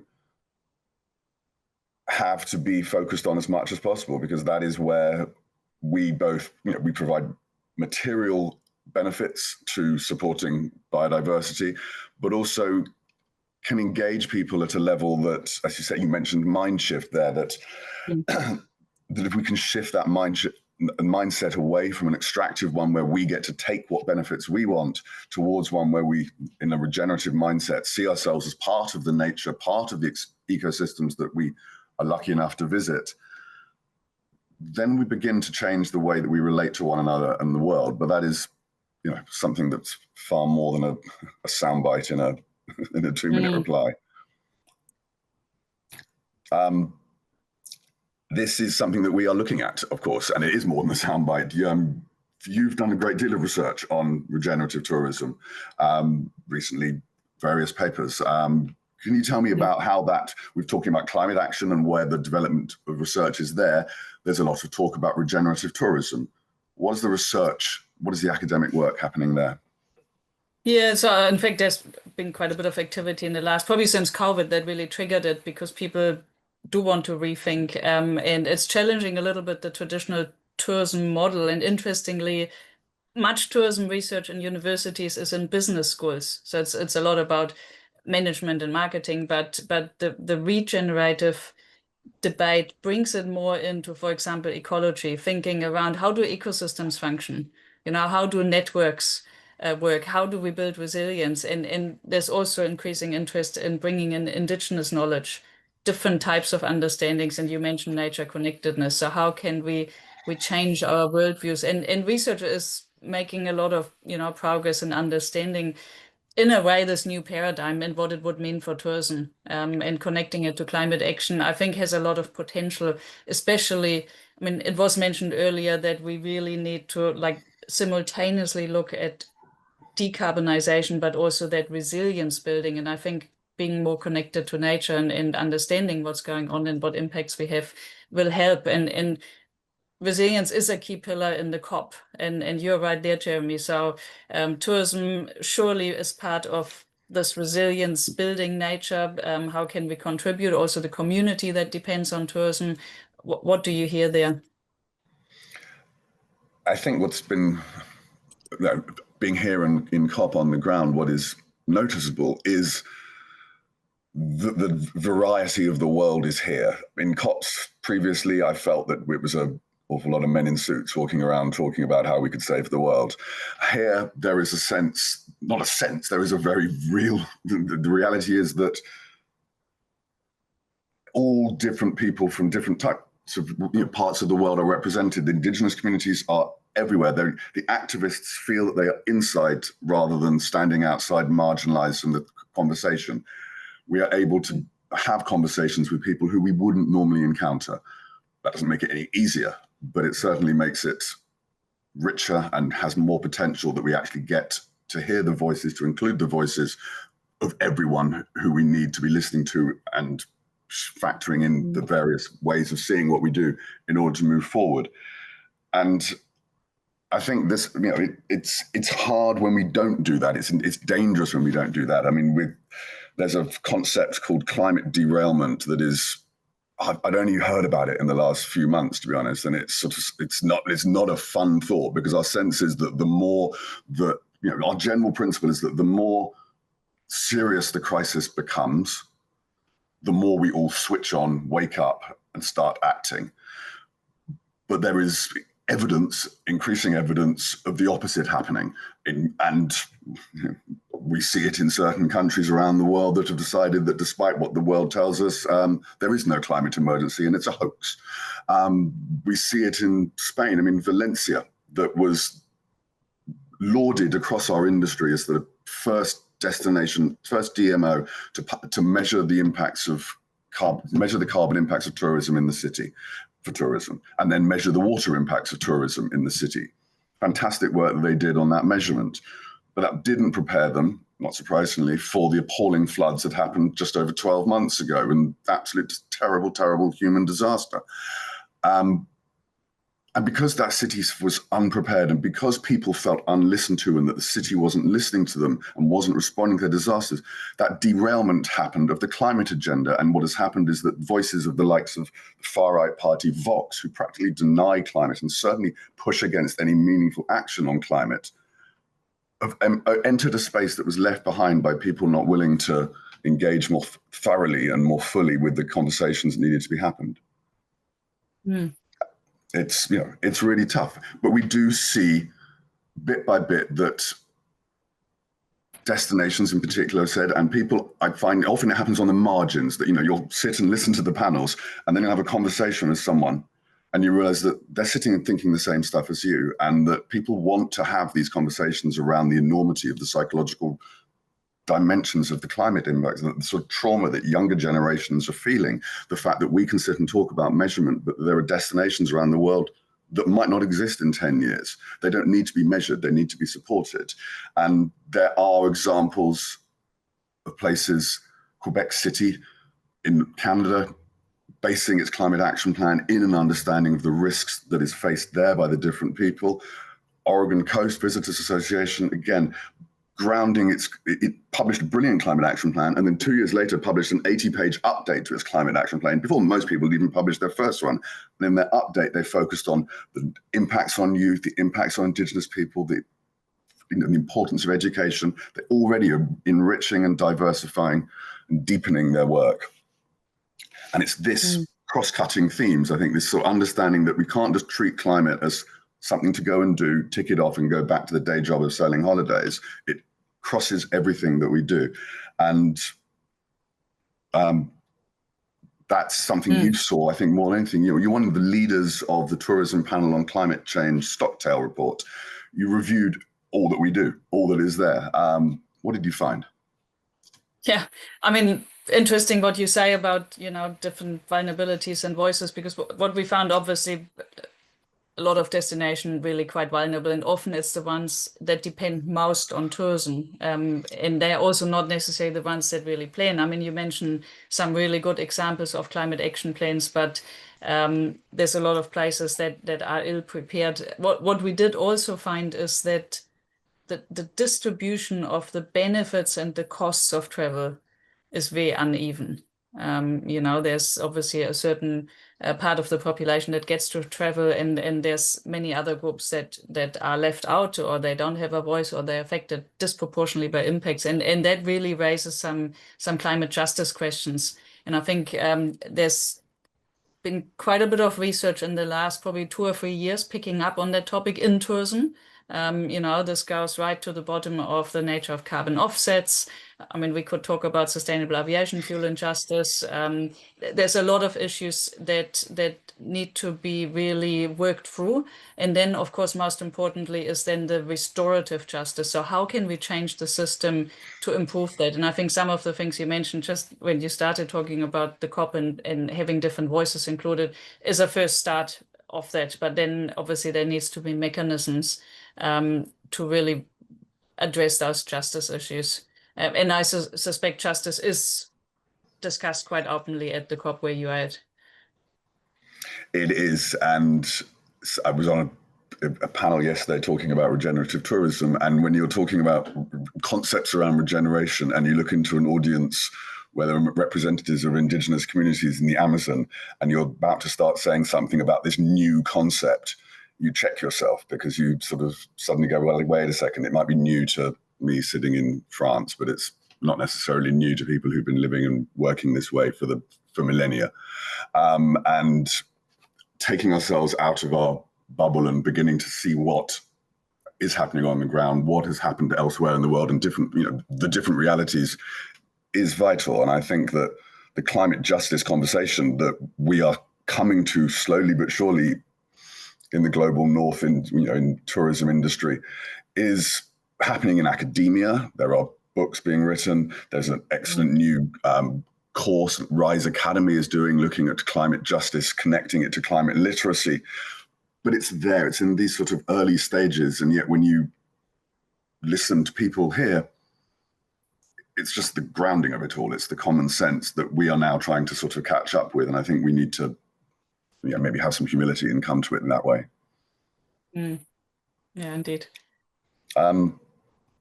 One thing that we hear a lot about here, and people like to talk about it, but I think tourism is definitely coming to, is the need for finance. I mean, they're central to the COP negotiations, and tourism can be a mobilizer of money and is also in need of money to to fund its own transition. What for you are the barriers we need to address here? Yeah, such an important, well, it's one of the most important things and relates to everything we've discussed, because for transition we need the finance to make that happen, and especially in those countries that need it the most. Surprisingly, there's very little research on this, specifically for tourism. There's maybe many reasons for that. One is that there is not so much climate finance for tourism. It doesn't quite fit the existing systems. Climate finance often is very big. It goes for the climate focal points in countries. So this is one thing where researchers have started to pick up how can tourism be part of, for example, the NDC process, the nationally determined contributions, to work with the climate parts of government to make sure tourism is recognized, so tourism can get some climate finance. But it's also the nature of the project. So you have a little hotel. There was actually a master thesis in Samoa in the Pacific Islands. That's one of the few examples I'm aware of that looked at tourism finance mechanisms for things like solar panels on small resorts. Because you can't go to the Global Climate Fund to get a solar panel. That just doesn't work. So that thesis explored things like clusters, like maybe how the National Tourism Administration can broker between big climate fund providers and then the sort of small businesses. So work needs to happen on that front. I mean, there are starting, visitor levies that could be redirected towards climate finance. Greece is experimenting. So there's a little bit of that happening. But yeah, definitely more work to be done. And I can see Berka maybe pop up. We're probably running out of time, but my message would be that yeah, finance is absolutely crucial, and we need to do more on that. Hi there, Berka. Hi, both of you. Sorry, I did not want to be the interrupting one. Just to give you a small sign, we are coming to an end. But please feel free to finalize your thoughts on especially the finance piece, which I think is such an important topic as well. And then I'll have one final one for you both as well. Anything else you wanted to share? Nothing else. Okay, great. Susanne, you finished? I'm happy. It's all good. I mean, just from the topics you touched on here, it's so obvious that there's really, really great work already out there, and yet still so much that can be done on the research and academia side. And it's such an important part of allowing us to have well-informed conversations and really driving all of that, right? So maybe just to wrap up, one kind of curiosity when listening to you. And by the way, the chat, there was quite some engagement in there. So have a look at this once we are done as well. What, for the both of you, from your perspectives, what would you wish maybe in terms of research and from the academic world in the years to come? What would and should happen to increase and improve the research that we have on climate action? Maybe the just top 1-2 things that come into your mind. I mean, I have one an appeal to tourism researchers, academics. There might be some of the on the call. It's just to take climate change more serious. I mean, it's like 97% or so of tourism research is completely oblivious of climate change. I know there's many topics, but we're pretending that doesn't happen, and put our good minds to include climate risk and decarbonization in that. And for non-tourism researchers, look at tourism as a really interesting cosmos of opportunity for partnerships, come up with innovative, interesting projects. We need engineers, we need people, with all these different expertise to come into tourism and assist us with the transition. I think that says it all. I'm happy to. If you want me to say, I would say that coming from the other side, I would totally agree. No, I'm never happy to be silent. I would agree that, but from the other side, we, outside of the world of academia, people don't sort of then think about the fact that there is research going on there, and we need to connect from the other side as well. And whether that is speaking the same language, moving out of academic sort of ivory towers, working with businesses, with destinations, and grounding it in the reality of stuff that people need to change the industry, rather than whatever the next peer review is for. Yeah, absolutely. Thank you. Yeah, those are great reminders at the end here of that conversation. And thank you so much for those insights that you shared already. I know, Jeremy, we'll see you back in the program this afternoon talking about regenerative. It'll be a bit more shouty in the background when I come back, because I'll be in the halls, I suspect. You'll take us live to where everything is happening. But not in Havana. Thank you so much, both of you. That was really great insights, and I'm sure you'll have quite a few outreach from people that want to continue the conversation. Thank you. Great. Okay. Thank you very much indeed. Lovely to see you, Susanne. We will be offboarding you from virtual stage and invite our next speaker onto the stage. We were lucky to have a very inspiring case study that's coming in right now that will be shared with all of you. Yeah, where do I start? It's an initiative where tourism really is a driver for connecting communities, climate action, and nature protection. So we were really thankful for Miriam Obegi, Chief Operations Officer from Saruni Base Camp in Kenya, who accepted our invitation to speak today and just share with us a little bit her experiences from a really impressive effort that is going on for many, many years over where she is located. She will tell us more about it. But Miriam, thank you so much for joining today. I see you are on here now. I don't see your camera being on, so maybe let's see if that works. There you are. Can you hear us all right? I can hear you well, Berka. Thank you. Perfect. And that works perfectly as well. Very nice to meet you and see you. Well, meet you not. We've met before, but see you, Miriam. We look forward for learning from you today. You have lots of stories for us to share from your experience, some lessons learned, and some recommendation as well for those types of initiatives. So I'll give the floor to you. I'll share the slides. You just let me know when to move on. All right. Thank you, Becca. Thank you, everyone. It's wonderful to just sit and listen to all this insightful sharing. Thank you all that open sharing and for all the tidbits. It's interesting and very grateful that we're talking about tourism. As we all know, tourism is key in connecting places, people, and nature. And like Becca said, I'm speaking to you from Kenya, in Samburu, up north, and in Kenya, tourism happens to be one of the major employers. And interestingly, unconfirmed research shows that 70% of the workforce within the tourism industry in Kenya consists of women.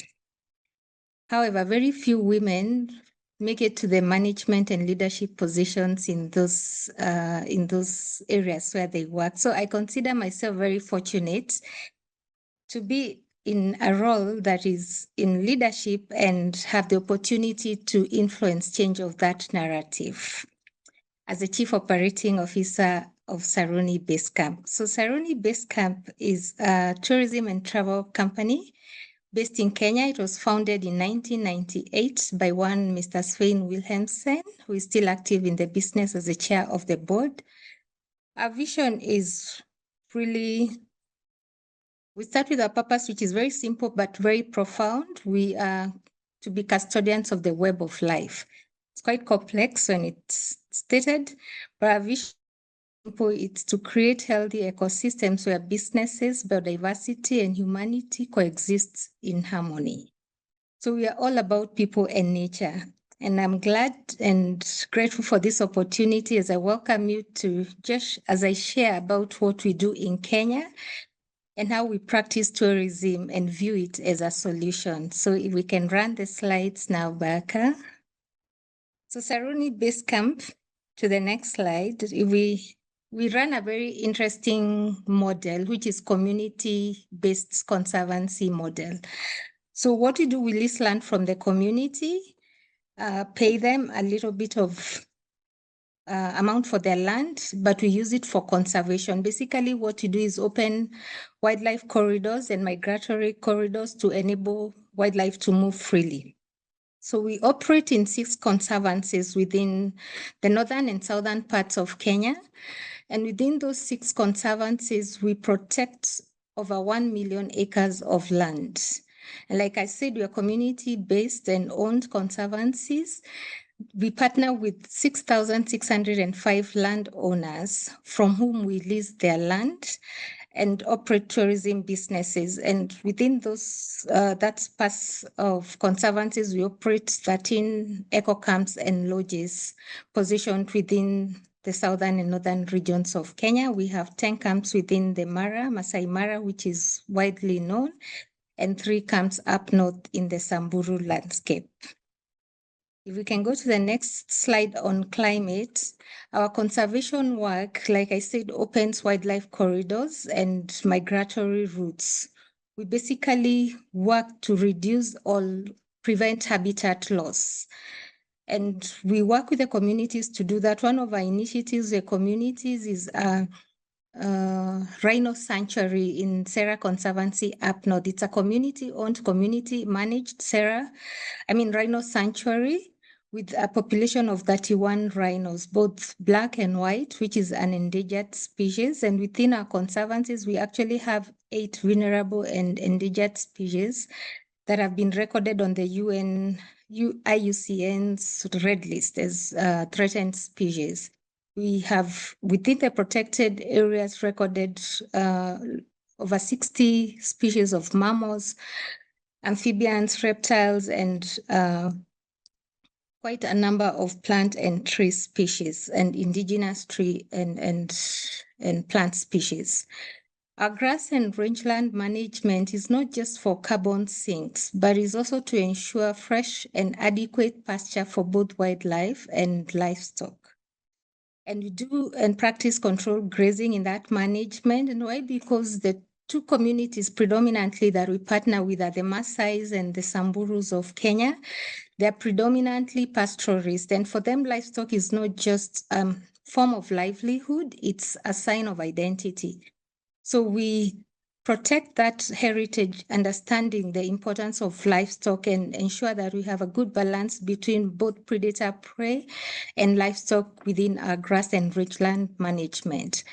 In our tourism operations, we are also very, very keen to ensure on day-to-day, we practice sustainable tourism, and in every practice that we undertake. For example, on the next slide, you see we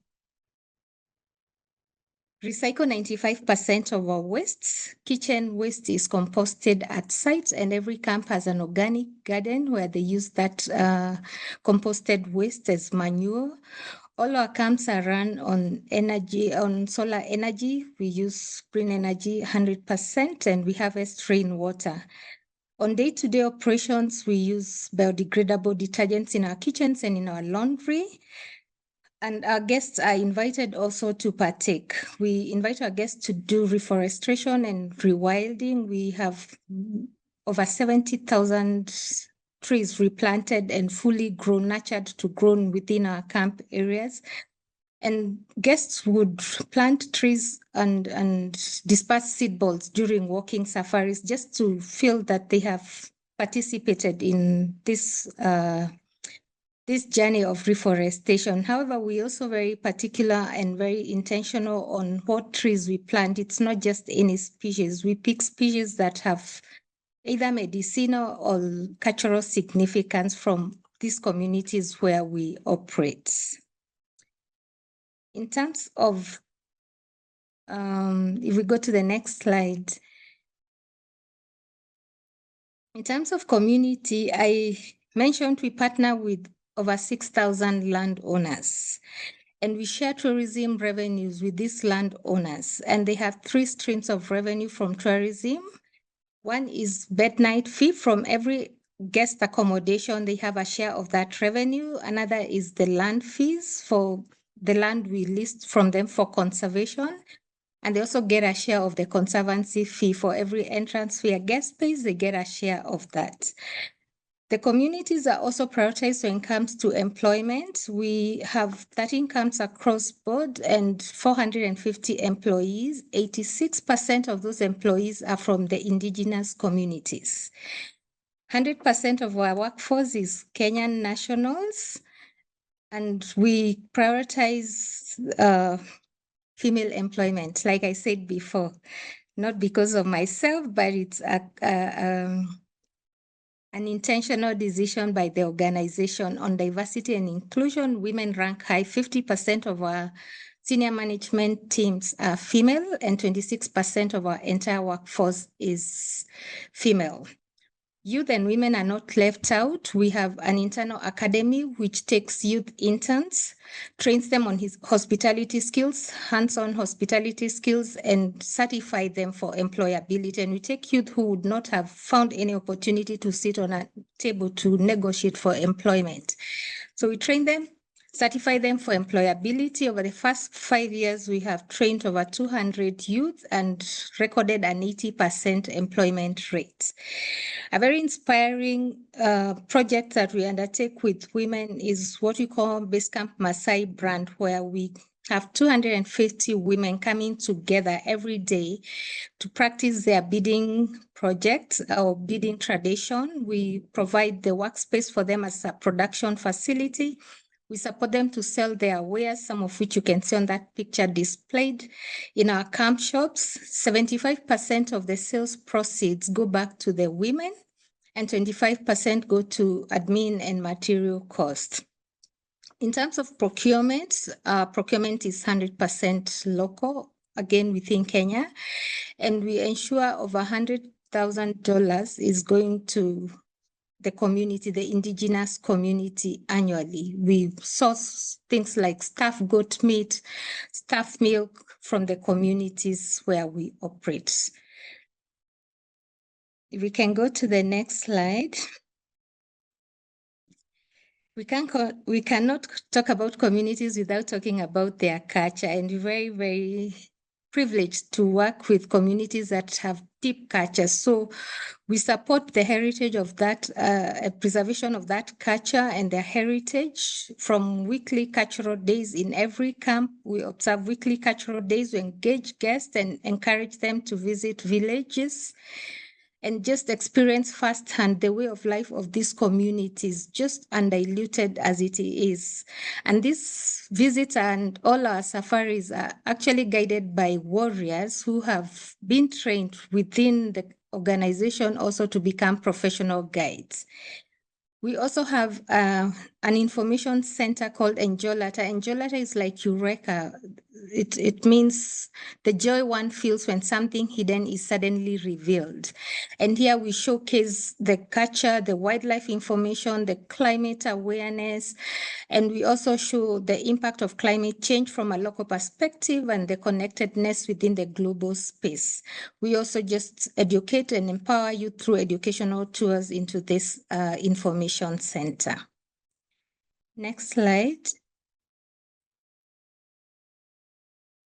So this model, the community-based conservation model, which I believe has been tested and proven, I believe stands out to share a few lessons. One is that community ownership keeps the revenue local.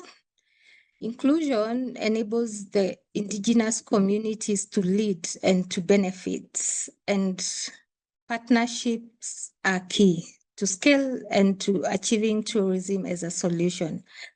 Above all, we obviously have seen and confirmed that tourism is a solution within the communities from where we operate. Next slide.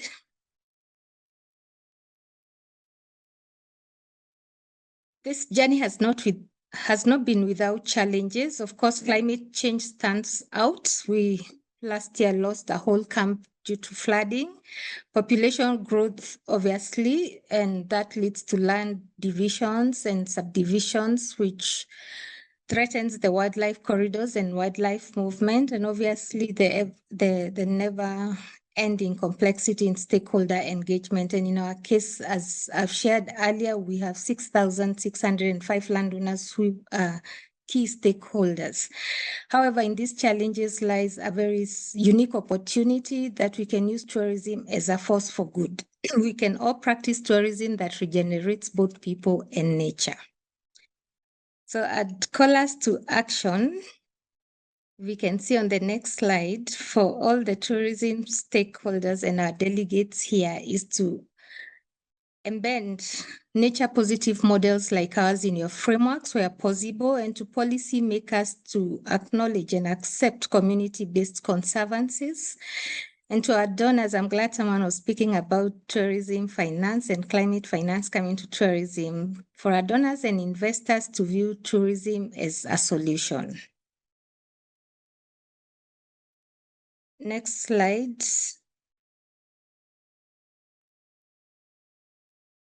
Allow me to conclude by telling you a short story about one of our colleagues. Her name is Dorcas. Dorcas joined Saruni Base Camp as an intern.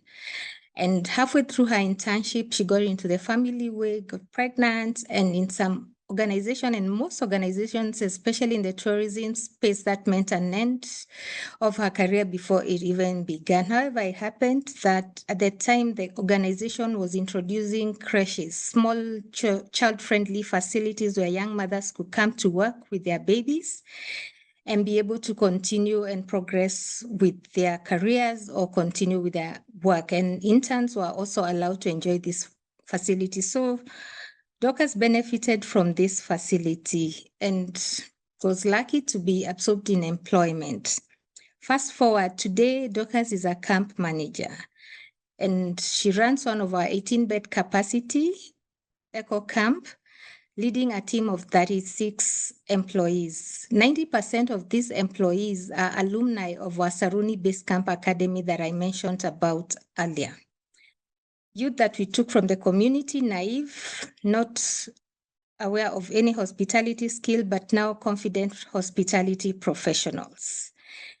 The best part is this camp is one of our best performing camps within the 13 camps portfolio. But why am I telling you this story? I'm telling you this story just to demonstrate that tourism isn't just about travel.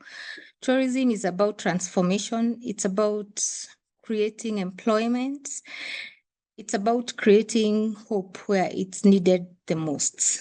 So just trying to emphasize that tourism is a solution. Thank you very much. Thank you so much, Miriam, for sharing your experience and all the work that you are doing over there. This is such an inspiration and such a big and complex initiative. I can't even imagine everything that it entails. So really, really impressive. Thank you for sharing that with us. We definitely would have a few follow-up questions for you. I'm sure the audience would be interested about. I know we have to move to the next panel, but maybe while we are onboarding the next moderator and the next panelist, I was wondering to just close your presentation in terms of climate impacts for the next few years. What do you expect? How will it evolve in terms of impacts for your initiative and for your work, and how do you prepare for that? That would be really right. Sorry, Becca, you broke a bit. I didn't get your question. Oh, sorry, that must have been on my side. Yeah, I was just a quick question before we, while we're actually onboarding the next panelist and moderator, in terms of climate impacts. Hear you.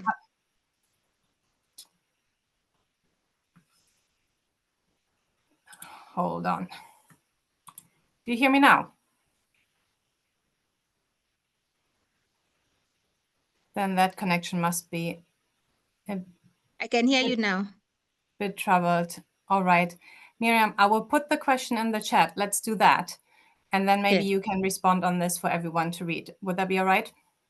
That's okay. Sorry, I think I dropped a bit. I am speaking to you from up north, so my connectivity may be a little bit unstable. No worries at all. Thank you so much. I'll drop it in the chat. Thank you so much for that inspiring best practice example, and hopefully we'll have a chance to continue those conversations. Thank you. Thank you. All right, now we'll move on to our next and very much last panel of this morning. It's really our biggest one we have on policy and how to turn policy ambitions into the realities on the ground.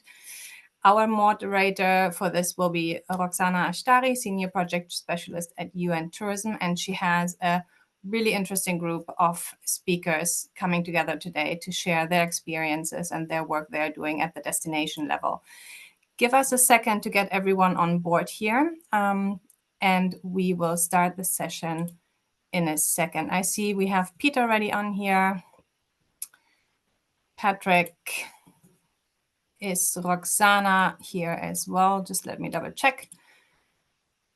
And then I will give her the floor to start introducing the panelists and the panel. Hello, everyone. Roxana, I see you're on here. That's fantastic. So feel free to start with a bit of an introduction while we're getting everyone on the stage. And I will give an overview of who we're going to have speaking now for that next panel. You will have about an hour before we then wrap up the morning session. Thank you, everyone, for being here. Thank you very much, Birka. Can you hear me well? Just to make sure that, yeah, okay, great. So thank you for having us. Good morning, good afternoon, colleagues, and even good evening to some of you. We already know that some of you are connecting very late, and it's really inspiring for us to have you all on board. So while some of our colleagues are in Belém at COP30, we are also having this online session. So we are ensuring that we are having this inclusive participation and have the global reach. And we are really grateful that you chose to be with us virtually today. So as Birka mentioned, this session start with a look at what's happening on the policy side to drive climate action in tourism. And from there, we will hear from destinations who are turning big global and regional commitments like the Glasgow Declaration Initiative, which is led by UN Tourism, into real action on the ground, which really matters to all of us. And then the conversation will dive into what's working, what is challenging, and how we can better bridge the gap between ambition and policy and implementation. And it also highlights our shared responsibility as a sector and how we can support one another to advance our collective effort in addressing human-induced climate change. So as you see on the screen, we have a very interesting lineup of panelists and who are doing a great work, that their work's really addressing the care for the planet, for people. And I don't want to take up more of time, that want to give the floor to our dear panelists. So I would like to start with just Birka and colleagues, could you confirm that we have all the speakers on the panel and they can? Yes, we do. You're all set. Great. Thank you so much for the confirmation. So without any further ado, I want to start with our first panelist, Peter. Peter Haxton, you are the Senior Policy Analyst from OECD. As we all know, that OECD brings together member countries and a range of partners that collaborate on key global issues at national, regional, and local level. Could you please tell us a little bit more about this 2026 edition of OECD Tourism Trends and Policies that you are preparing, and some of your findings that I think that would be interesting for our audience to hear today. Over to you, Peter. Sure, Roxana, can you hear me clearly? Yes, sound and clear. Many thanks. And thanks also to Travalyst and the Travel Foundation for the invitation. It's a pleasure to be with you and everyone else online today and to share some of the insights from current work by the OECD Tourism Committee. Thank you also for the question. I should start by saying that the 2026 edition of our flagship publication, OECD Tourism Trends and Policies, is currently under development and will be launched in late Q1 or early Q2 in 2026. But having said that, I'm very pleased to provide some emerging policy trends from our analysis, and that I think will be particularly relevant for today's discussion. Firstly, though, and very briefly, for those that may not be aware, the Tourism Trends and Policies report is published every 2 years and is undertaken with the support of the European Union. The 2026 edition will include an analysis of current tourism policy trends, priorities and governance issues, as well as 2 thematic chapters on enhancing the social benefits of tourism and preparing tourism for adaptation to extreme weather-related events, which I will expand upon a little bit in just a few moments. It'll also include short policy and statistical profiles for around 50 member and partner countries. So turning to the emerging trends from the publication, tourism continues to experience a strong rebound, albeit within an uncertain economic and geopolitical environment. As a result, coordinated policy action across all levels of government is needed to navigate this uncertainty and set tourism on a more resilient, competitive and sustainable path. Policymakers also need to rethink the tourism system and manage potential trade-offs to achieve more balanced tourism development. That is where economic and other benefits flow to those engaged in and impacted by the sector, namely local businesses and communities, while at the same time supporting the sector to fully benefit from the opportunities presented by AI and other digital advances. Finally, there's a need to accelerate action to reduce the environmental impact of tourism, with efforts to green the tourism economy, including the promotion of sustainable modes of transport, including electric vehicles, trains, cycling and multimodal transport options, as well as supporting businesses to reduce their environmental impact and build climate resilience. And this leads, I think, nicely into the chapter, which provides an overview of current and future trends in changing climatic conditions and extreme weather-related events. It explores the different types of impacts on the tourism sector from these events, which are happening more regularly and with greater intensity, including operational disruptions due to damage to infrastructure and also natural attractions, impacts on the health and comfort of tourists and workers, and the reshaping of the tourism geography and seasonality itself.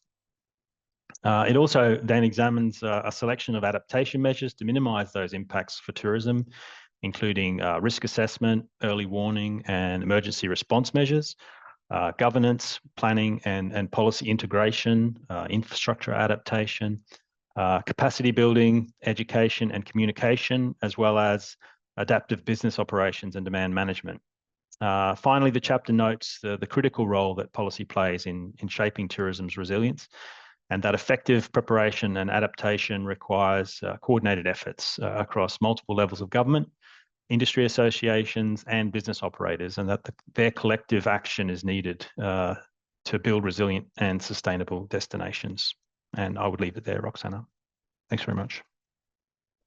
Thank you very much, Peter, for sharing very interesting insight, that hearing a lot of challenges, but at the same time, a lot of opportunity. And I think it can really gives us some understanding, no? Like when we can start working, where we can start addressing the issues, and it's important to see the issue. And also I think it's important we know that we can do something, and at the same time, maybe some of us, we are not very much familiar with what to do. So this kind of, researchers and report can really give the background and also the knowledge that we need, and we have enough resources available. And I want to get the question to Anu Kumari Lama. She is the tourism specialist from International Center for Integrated Mountain Development, ICIMOD. ICIMOD is an intergovernmental knowledge and learning center working on behalf of the people of Hindu Kush Himalaya. And it's based in Kathmandu, Nepal, and the work is for 8 regional member countries, including Afghanistan, Bangladesh, Bhutan, China, India, Myanmar, Nepal, and Pakistan. So Anu, your region is one of the most vulnerable region to human-induced climate change, and we know that building an understanding of climate resilience takes time. And we have been hearing from Peter about the possibilities, but also the challenges that we have. So tourism policymakers are relatively new to these topics. How would you describe the status of climate resilience understanding by tourism policymakers in Himalaya region? Over to you, Anu.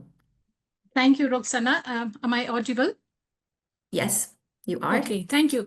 Yeah, thank you for this lovely introduction, and also the opportunity to bring in the perspective of the mountain destinations from the Hindu Kush Himalaya. Like the previous speaker was talking about some of the trends. So whatever I'm sharing today is based on the assessment that we have done, and so let me bring in the perspective of mountain destination in the Hindu Kush Himalaya, the region often called as the third pole.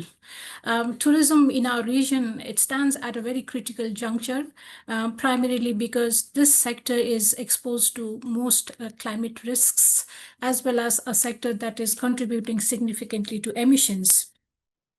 The Tourism and Climate Change Stocktake Report of 2023, including the subsequent chapters linked with the 8 mountain destinations, which was launched during the COP28, along with the regional assessment that ICIMOD has conducted in 4 of the regional member countries, not only provide a comprehensive understanding of where mountain tourism stands in relation to emerging climate challenges, but also gives us an understanding of the understanding of the policymakers in relation to climate resilience.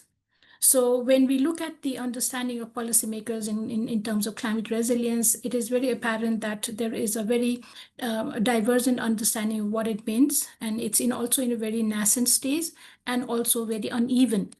So let me give you an example, from 2 of our regional member countries, that's Bhutan and Nepal.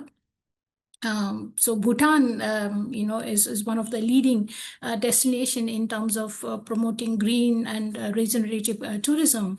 Its high value, low volume policy very much reflects how green and inclusive agenda is strictly or purposefully embedded in its policy. But what it lacks is the integration of climate resilience into planning. Whereas on the other hand, Nepal is emerging as a regional leader in our region, HK's region, where tourism is explicitly linked with climate policies. When I say climate policy, it's in relation to NDC and NAP. And so this shows the commitment of government of Nepal to really promote the agenda of low carbon and climate resilience agenda. However, despite this, differing understanding of policymakers, we have common issues, and therefore we have common, there are common gaps also. And these gaps I would like to list in three different, types, or as three different types. One of them being the gap in relation to operational knowledge. Very often what we have found is policymaker does lack capacity and also practical tools as well as frameworks to embed resilience into policy or planning. So that's one of the major gap that is very common across the policymakers. The second gap is tourism being a cross-cutting sector, it does require coordination with multiple sectors. As Peter has already mentioned earlier, we need to talk with people from energy, water, gender, you name it, and we have it. But this is one of the major area where there's a lack of coordination or communications happening, despite having a very robust policy provisions.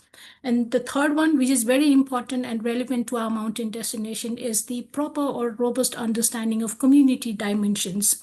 So, understanding what climate resilience means from the perspective of how it intersects with gender, social inclusion, local livelihood. So these are the area which there needs to be a lot of improvement. So there are limited understanding among the policymaker how, the idea of climate resilience is not only about climate per se, but it's also about from the, bringing justice, promoting, equitable livelihoods, promoting gender, so women agenda and all of it. So these are the primary gaps. I'd like to stop my perspective here. Thank you. Thank you very much, Anu, for highlighting that. And just, we know that you are doing a great work there.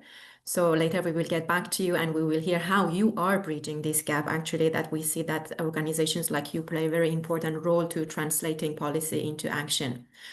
And I want to give the floor to another colleague of ours, Christos Mikalis is with us. He's a deputy governor of South Aegean region in Greece.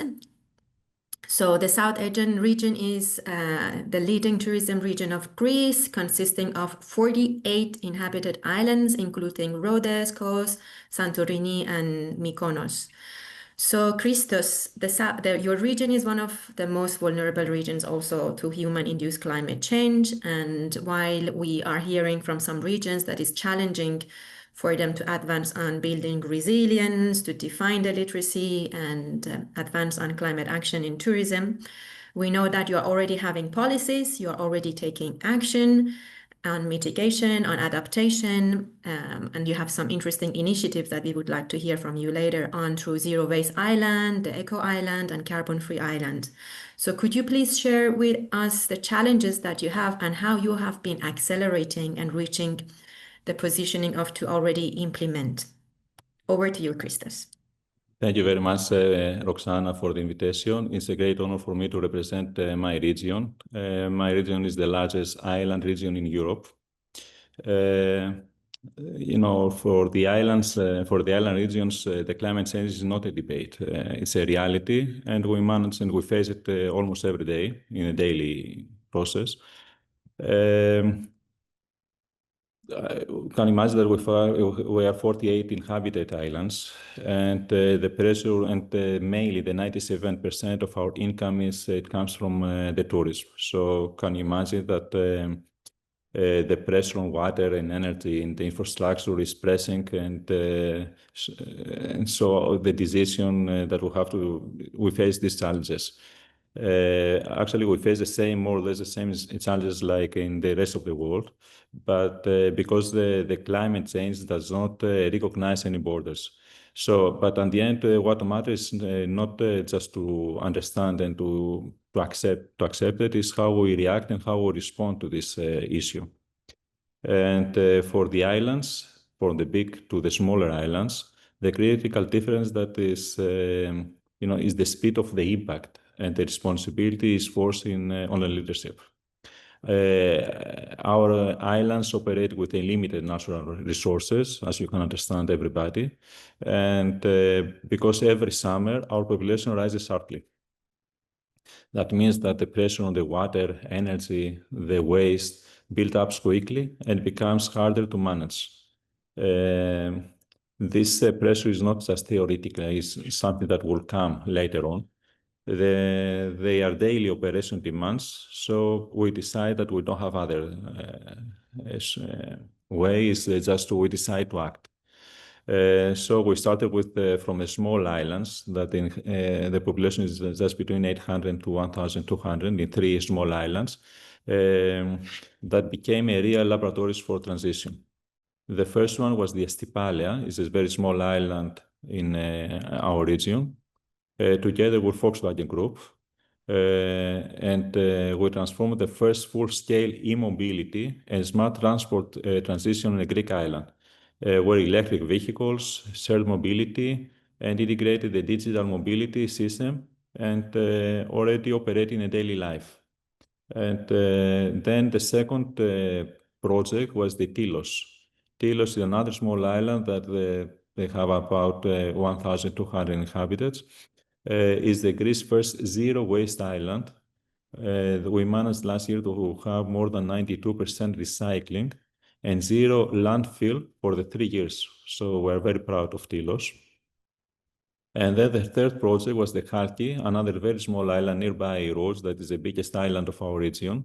Is the first GRE Eco, the first Greco island, providing the clean energy can be further directly beneficial for the residents. This is another test. Together, this project proves how fast the small islands can move when public and private partners work together. This was very crucial. Now this experience that we have from the 3 small islands now scale up to Rhodes. Rhodes is the biggest island in our region. With the project, the Rhodes Collab, together with TUI Group, one of the leader in tourism industry, is our next step. So we try to implementation the site for water efficiency, clean energy, smart mobility, climate adaptation, visitors management in one of the Mediterranean's largest island destinations. So this is a very crucial for us. Another project that this is in the larger scale. For decades, all the islands relied in autonomous diesel power station because we're not connected to the mainland grid. Now the last years, this is now changing in our islands.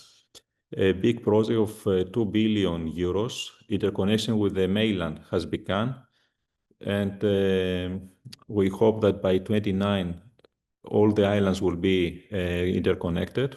So that means they give us the opportunity for cutting emission, stabilize our energy system, and reducing the long-term costs for residents. At the same time, we are deploying a 700 million euros integrated waste management system for all our islands. So this is the resilience in practice. Island by island is not very easy. We're 48 islands. Project by project, we start with a small project, and now we plan to do the biggest project. And at the end, we have to measure with the measurable results, because if we don't have measurable results, we don't know what give us the direction. So with this direction, we're going forward. And honestly, we are it's because we are isolated a lot. We are ready to work with anyone who wants the real solutions and testing the real island conditions, because the islands are completely different than the rest of the world. Thank you very much. Thank you very much, Christos. It was a very comprehensive overview of your work, the challenges you have, and the actions you are already taking. And it was interesting to hear that at the same time that you were addressing the challenges that you have, but in spite of that, you are really taking action. And also earlier, we heard from colleagues that, like tourism, we all know that is a cross-cutting sector, has a very wide range of value chain. So if we really want to have a low carbon sector, if we really want to build resilience towards climate change, we really need to collaborate and bring together and share knowledge. And there is no doubt that the partnership between public and private sector is one of the key issues, because it's where the policy is developed, produced, but when it comes to implementation, people on the ground matter the most, not just to take care of them, but also to empower them to take action. So we have with us Peter Richards. He is the International Coordinator of Thailand Together Net Zero Tourism Network. Hello, Peter. Good to have you here. So Together Net Zero project is funded under the Thai government's Project Management Unit for Competitiveness. And you are doing a very interesting work there that we are all curious to know that how you are doing it. So could you share with us how you have successfully brought together the public and private sector in Thailand to support their work on climate action in tourism? Over to you, Peter. Thank you very much, Roxana. Can you hear me? Perfect. Okay, thank you. So I'm here today with my colleague Nipat Pong, and I'll talk a bit about the macro level, and Nipat Pong will talk about the amazing work that he's done on the ground. Okay, so TSRI and PMUC, basically we've used like high-level national research as a space to mobilize shared action to decarbonize tourism with a focus on SMEs and local communities. So since 2021, over 40 organizations across Thai public and private sectors have signed MOUs together. They've worked to align their goals, they've shared tools, and they've supported Thai tourism SMEs and local communities offering community-based tourism to research and develop over 300 carbon neutral tours, okay? So in Thailand, carbon neutral tourism means, first of all, measuring tours as business as usual, and then taking action to reduce the carbon footprint by an average of 30%, and then offsetting the remaining carbon footprint using national offset programs under Thailand Greenhouse Gas Management Organization. TSRI and PMUC have mobilized more than 200 Thai researchers with all different kinds of expertise from across Thailand to go down to the field and to help SMEs and communities to raise climate literacy, to understand climate change in a simple and accessible way, to identify emission sources, and to take action to decarbonize. For example, we have a marine biologist, Dr. Tamasak, Professor Tamasak. He helped community members in Phuket to calculate the greenhouse gas sequestration potential of their mangrove and seagrass conservation projects. Since 2024, the Together Net Zero Tourism project has built on the first 3 years, and we're currently piloting tools for SMEs and communities to develop simple as possible net zero tourism pathways, and also reaching out for international partnerships, including with the Travel Foundation. So basically, our experience confirms that climate action is often overwhelming and confusing for SMEs and communities. I'm sure that that doesn't surprise many people who are listening. However, many SMEs and communities are doing really great work in practice. So we see our job now as helping MSMEs and communities to understand and to benefit from climate action. And this requires tools which can balance credible, feasible, and affordable. How was the work done at the macro level? First of all, climate action is embedded in Thai policy at the highest level in overall national policy, the National Economic Social Development Plan, and also in tourism policy. There was a coordinated movement of MOUs between organizations, and this released budget and allowed organizations to mandate their staff and give them time and resources to work together. Tools were adapted, they were field tested, and they were made fit for purpose for SMEs and communities. In terms of credibility, the team put together an online and a phone app to measure carbon footprint. In terms of feasibility, we didn't force SMEs and communities to start with measurement. If people were really new and felt overwhelmed, we start with practical, tangible actions, which we know from common sense reduce carbon footprint, such as waste management, energy conservation, etc. And in terms of affordability, many of the tools are free, funded by research, or much cheaper than in the past. So underlying success factors, first of all, the TGO facilitated a broad consensus on emission factors among the tourism stakeholders at the beginning. So we had like a shared language and agreed emission factors.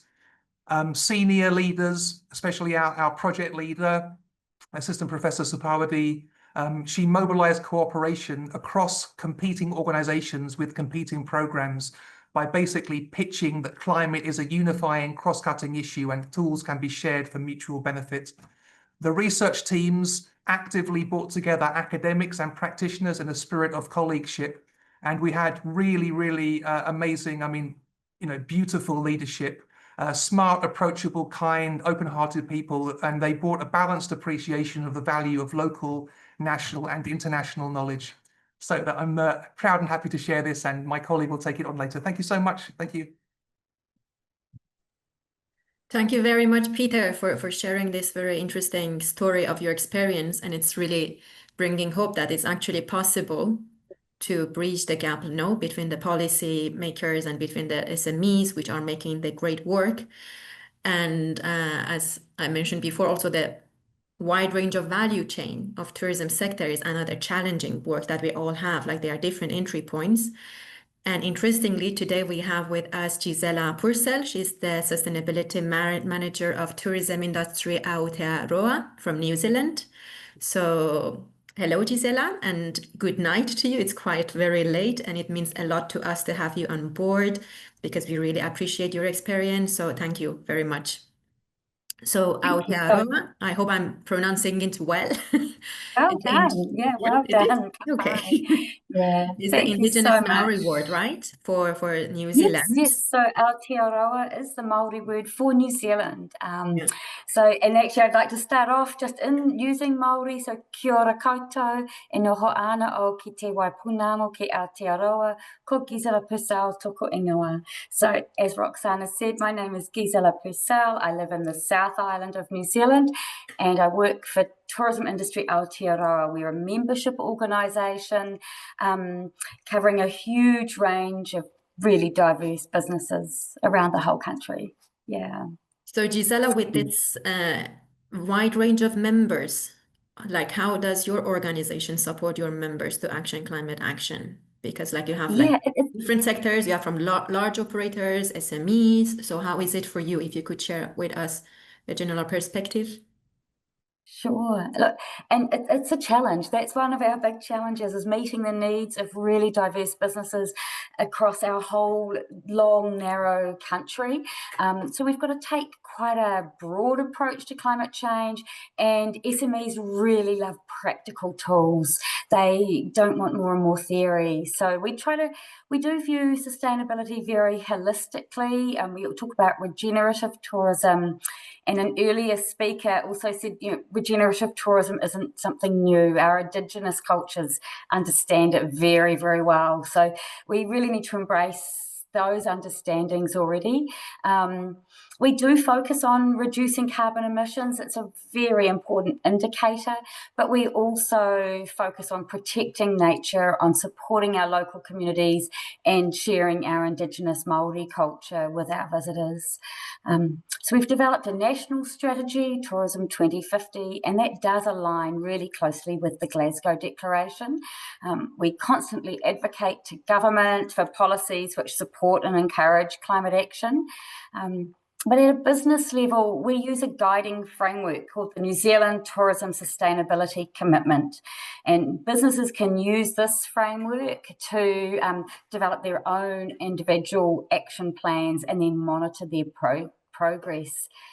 But signing that commitment is actually quite easy, and then turning that commitment into action is where more tools come into place. We have an online learning program called Aki Aki Advancing Tourism. They're very practical courses featuring real-life case studies of New Zealand businesses. And yes, staff constantly tell us that they're more inspired by learning from their peers and real-world examples rather than hearing more theory. We also work on the ground, face-to-face with clusters of businesses, supporting them to find collective solutions to common challenges, such as reducing waste from their supply chain. That collective approach often means that competing businesses start working together for better sustainability outcomes. We call it co-opetition, but we've been talking about the need for collaborative approaches quite a lot today, and that's definitely something we're focusing on. As an organisation, we then really need to measure and report on the whole industry's collective progress. And we use 4 pillars for doing that. So we include economic resilience, that's absolutely crucial to the sector, as well as visitor, community and environmental sustainability. But as well as supporting our business members to take action, we also need to ensure that our tourists come on board and that they play their part as well. So to this end, we have the Tiaki Promise in New Zealand, which is an Indigenous-led pledge to guide visitors to travel responsibly and behaving in ways that support our communities and our environment. We need both to play part, businesses and visitors. So as a sector, we've got some huge challenges. We're an island nation, far from a lot of other destinations, but it's really important also to focus on our progress. So to keep all our business members engaged, we really do focus on the opportunities that sustainable tourism brings. So, reducing carbon emissions often means cost savings. It will build staff loyalty. You'll be meeting or exceeding your customer expectations and growing strengthening your brand reputation. So we do try to focus on that. Taking climate action's not only good for the planet, it's really good business practice and builds commercial resilience. Thank you very much, Gisela. It was very interesting, and indeed you are a signatory of Glasgow Declaration, and that's great to hear that your climate action is aligned with the 5 strategic pathways of Glasgow, and it was the whole idea, and also hearing that you are really at the implementation letter and go beyond the commitment and make sure that we are delivering. So, and it's good. It's for us bringing a lot of, inspiration also. And I want to turn over to Cristina Nunez from Nextour. She's the strategy director. And Nextour is actually one of the launch signatories of Glasgow Declaration from 2021. And you have already been advancing a lot. And Nextour is the network of European regions for competitive and sustainable tourism. And you have a very wide range of regions with you. So Cristina, if you could share with us how you have been supporting your members, not only as a signatory of Glasgow, but also considering your regional role, how you are accelerating the implementation of climate actions among your members. Thank you. Thank you very much, Roxana. Good morning, good afternoon and evening to everybody. It is great for us. We're very thankful to be part of this thematic tourism day at the COP next to these great speakers and learning so much of these great initiatives going on. So I guess the answer to how we are supporting these regional governments in charge of tourism and these DMOs operating in Europe is basically, I think that by moving from this awareness raising and engagement phase into the real empowerment, which means that we had to deploy projects enabling action and very important also advocating in a way that we can enable the necessary framework conditions for tourism climate action to really happen, no matter who's going to win the next elections. And obviously, we are not the only ones taking action here. We're very grateful and lucky for these valuable partnerships and insightful conversations we're having with UN Tourism, with the Travel Foundation, Travalyst, ETOA, etc., other networks. I think that we're today reaching a consensus that it's not a matter of only sharing knowledge anymore, but really focus on the implementation and that we are able to keep track of the progress we're making. So how does it work in our climate hub in Nextour? Basically by responding to challenges in a collective way. And the first one was, how do I start my climate action plan when I am a DMO? And the response was, can we try to use the same template? Should we? So we made possible a collaboration with the team of the Travel Foundation. So Jeremy Smith, Alicia Fajardo, we brought together a range of regions of us and we designed a sort of guide step by step. What is it that you need to put into your climate action plan when you are a DMO? All these efforts that you're doing, how do you structure this in a meaningful way, in an impactful way, leading to actions which are easy and feasible for you to deploy, and with whom are you going to deliver this? So we see that this helps DMOs in, feeling more comfortable and more confident in signing Glasgow, because when we released our climate action plan back in 2022, we had 3 signatories. So Visit Valencia, of course, Visit Scotland and Canary Islands. Today we have 10. It's not bad, but we need to continue because we know that there is a lot going on, and at least 50% of our members are already taking action in climate change. It's just a matter of structuring this work in an impactful way so you can keep track of what the progress you are making.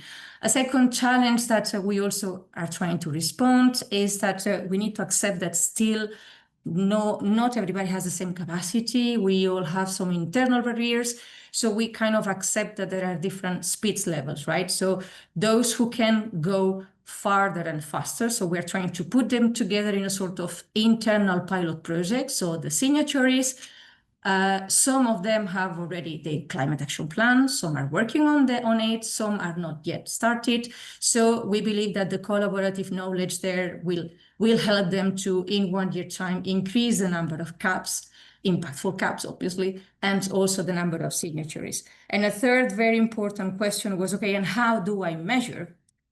So here we tried to put together our data lab team with external experts, helping our DMOs in analyze, okay, how are you measuring your carbon footprint or trying to measure it? So here the effort is really being put into how does the tourism measurement framework look like when you can have indicators measuring not only the tourism impacts, but which actions are you going to be able to take accordingly. So the effort is really, don't wait for the perfect metrics, because the planet cannot wait, and estimations can help you to start your year 0. So you start building your story and you can start acting and monitoring the impact of what you're doing.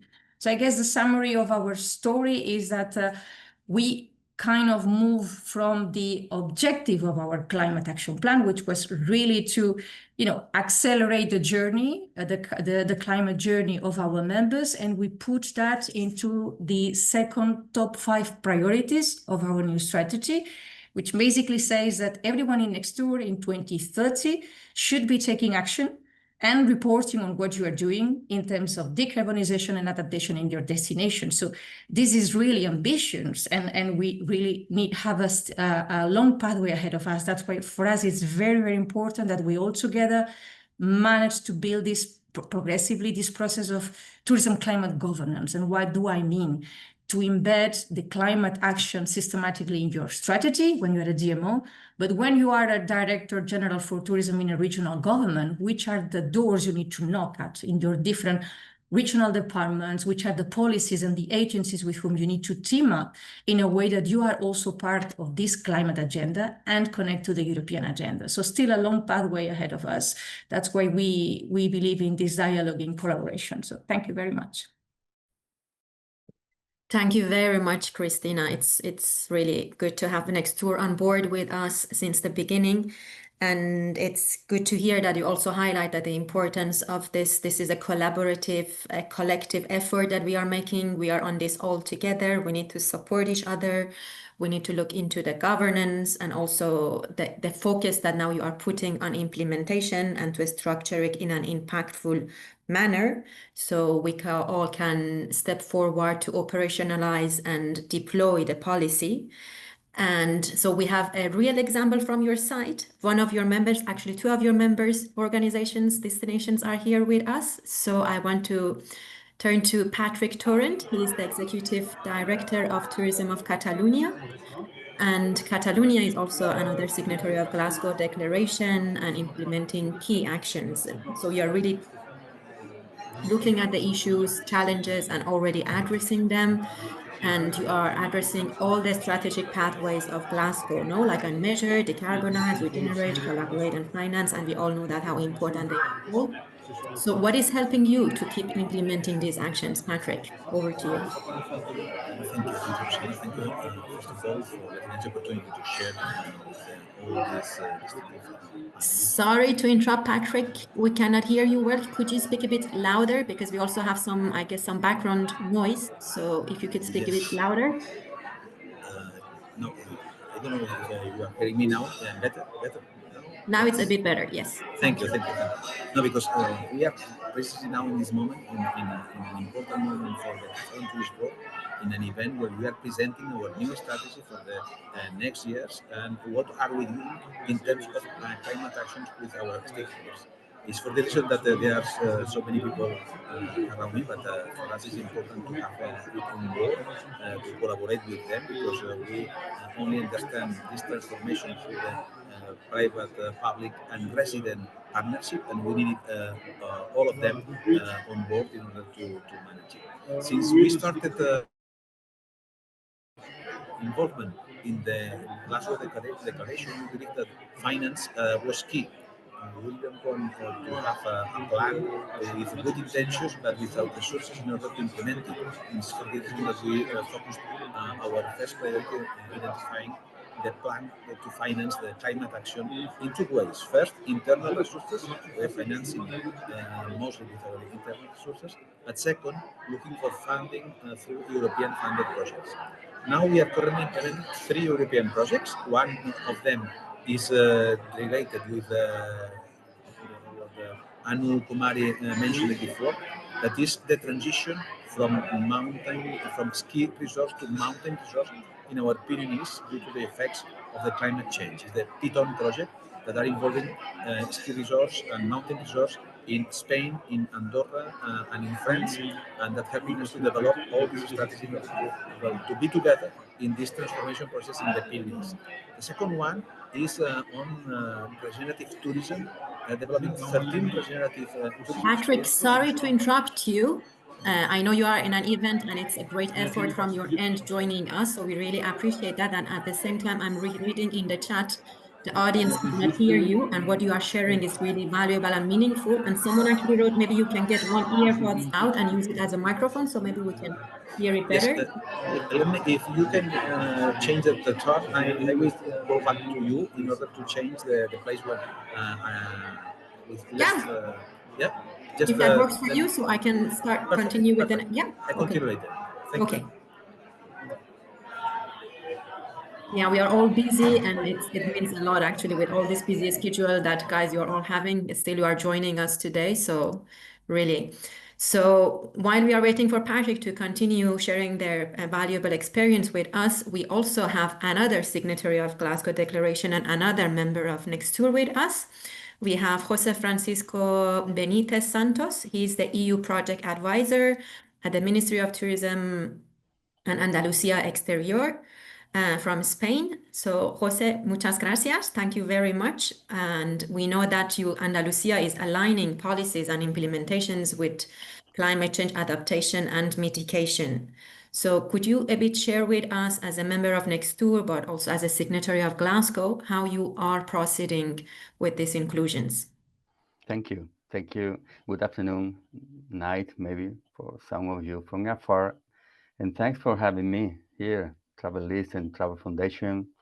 I think the Mediterranean is well represented anyway here with Andalusia, Catalonia, the Aegean region, Greece, and the rest of my colleagues in the panel from around the world. So beautiful to be here in this friendly environment. For colleagues of the audience outside Europe, just a little bit of a background of Andalusia. Andalusia, for historical reasons, forms like a bridge geographically and culturally speaking between Mediterranean, the Arab world, and North Africa. And to understand a little bit the importance of tourism, here are some figures from 2024. Tourism represented around 11.5% of the Andalusian GDP, 12.5% of the employment share, almost 500,000 people working in tourism in Andalusia, an average spending of 82 euros per tourist, and 36 million tourists hosted last year as well. So briefly, I want to mention 3 key issues and policy responses to the challenges of climate change. The first one, the top priority in Andalusia is the drought and the water scarcity. So to address this, we've allocated just very recently almost 20 million euros in drought subsidies to support businesses in 2 funding lines, tourism accommodation and restaurants. And the funding specifically targets water issue systems, water saving devices, and efficient irrigation, smart monitoring system for consumption, green roofs, climate adapting landscaping, among other measures. But more importantly, maybe, is that these subsidies are expected to save around 34% of water and 39% of energy consumption in accommodations, and 28% of water and 45% of energy in restaurants.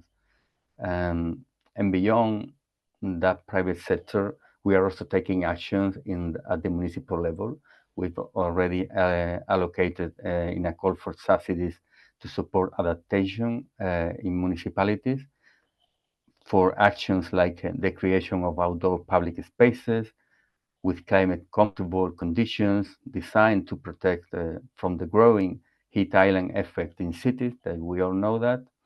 These interventions focus on nature-based solutions at the same time, such as increasing vegetation and shaded areas in public spaces.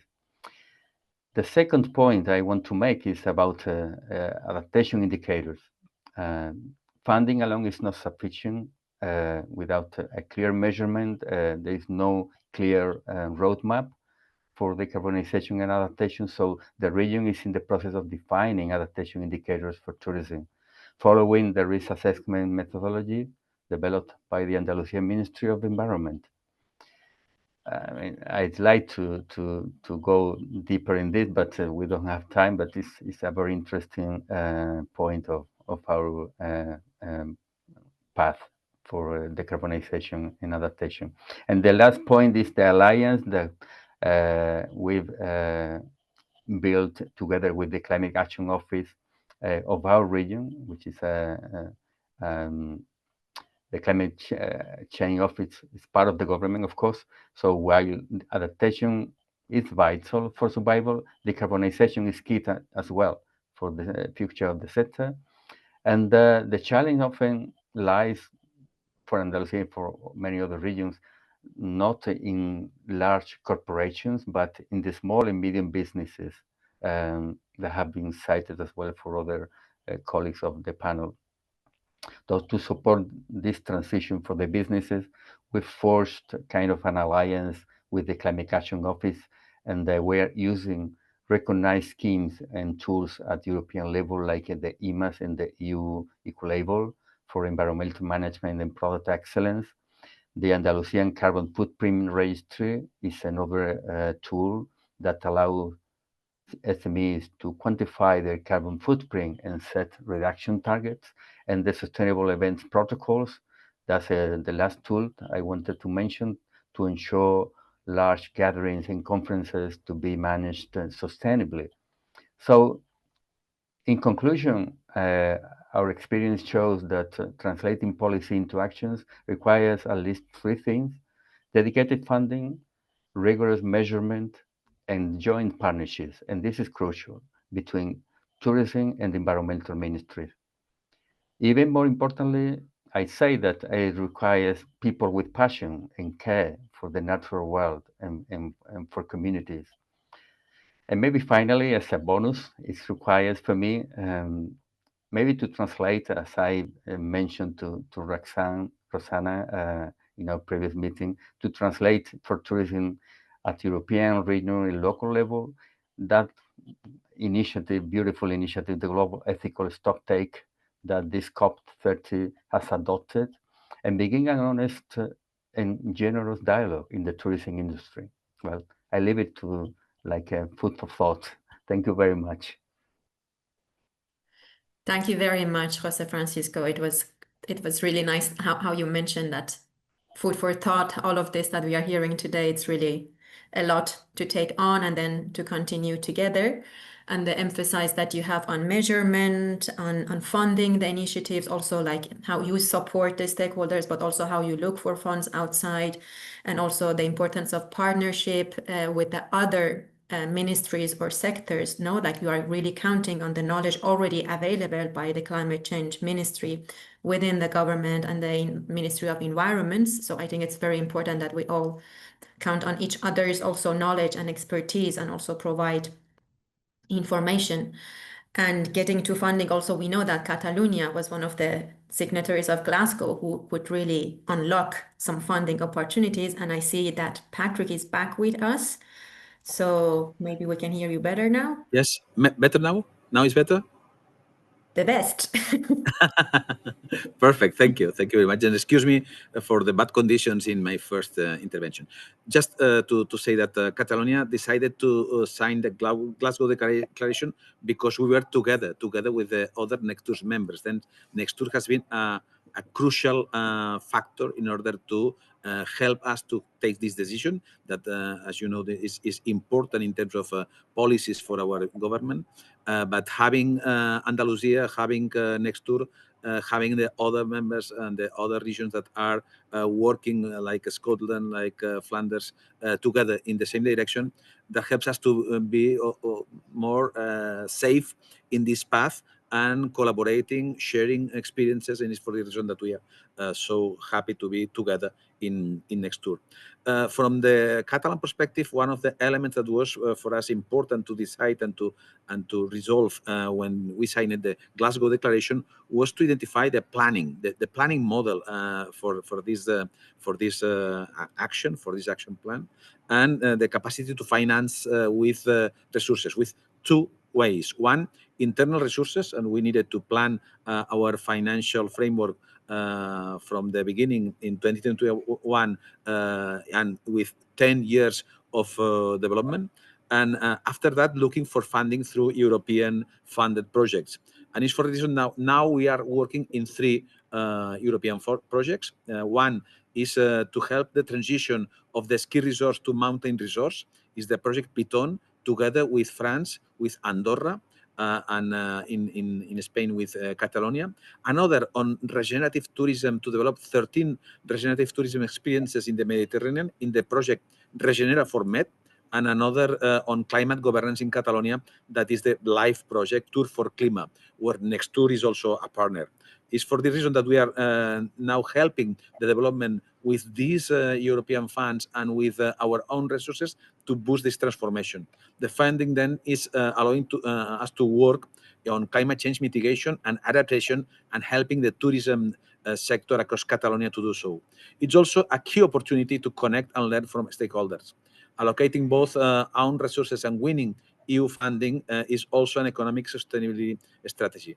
So far, thanks to this strategy, we have managed to measure the carbon footprint on our destination for 22 and 23 and 24, continue measuring the carbon footprint of the Catalan Tourist Board as a DMO. What are we doing which are our footprint in our activities? Creating an online carbon footprint for events to help the industry and ourselves measure to reduce the carbon footprint. Now, today, celebrating in Barcelona the IBTM World, that is a great event where we are presenting this tool in order to measure the carbon footprint of the events and the MICE industry. That's helping other convention bureaus and other DMOs in order to transform the industry of events. Creating another calculator for the accommodation sector based on the Catalan emission factors. Training more than almost 900 stakeholders on climate action, training our own personnel yearly on climate action in tourism, creating an internal travel policy to help us reduce our emissions. We need to go first in this transformation, helping the adaptation process of mountain resource, not only with the stakeholders of the Piton project, but with all the ski resorts in Catalonia, creating a short guide, an infographic guide on climate-related labeling, collaborating with the local public stakeholders and communicating about climate change and tourism on social media. We will launch a new brand identity before the end of the year to help Catalan stakeholders identify tourism and climate change under a common branding. All in all, we are aware that climate change is one of the challenges in our time, both for humanity and also for the tourism industry, and we are absolutely committed making sure there are enough resources to do what is in our hands, both regarding mitigation and adaptation for tourism. All these activities, all these actions are part of the new strategy of Catalonia, More Catalonia, Better Tourism, that we presented in UN Nations, we presented in the European Commission, and we are now spreading in all our territory, today in an event here in Barcelona, helping our stakeholders, our members and our colleagues to transform the different aspects and the different agents of the industry in order to create at the end better places to live, because only if they are better to live, they will be better to visit. Thank you very much. Thank you, Patrick. Better to live, better to visit, right? That's the key message that actually I'm taking with me. That's really touching. And I am very mindful of time. We are really behind the time schedule. And at the same time, I am personally celebrating, have such a rich professional experts with us, and reading the chat at the same time, seeing like people are really interested, curious to know. So I just want to ask you colleagues that take your time if you want to add more links about your initiatives in the chat. So we will continue with a few more questions because we are all curious to hear more from you. So it's a great opportunity, but a bit be shorter in time responding. And then later on, I'm sure a lot of people will reach out to you to ask. So we are hearing from Mediterranean region, and I want to get back again to you, Christos. Like we are hearing how our colleagues are addressing the issues specifically in Catalonia, in Andalusia.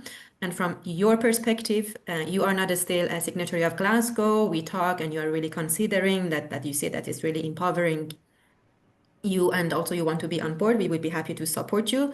And if you could share also some specific examples that you already mentioned in general, if you could pick one and then want to dive deep and say about like adaptation and the measurements journey that you have been doing.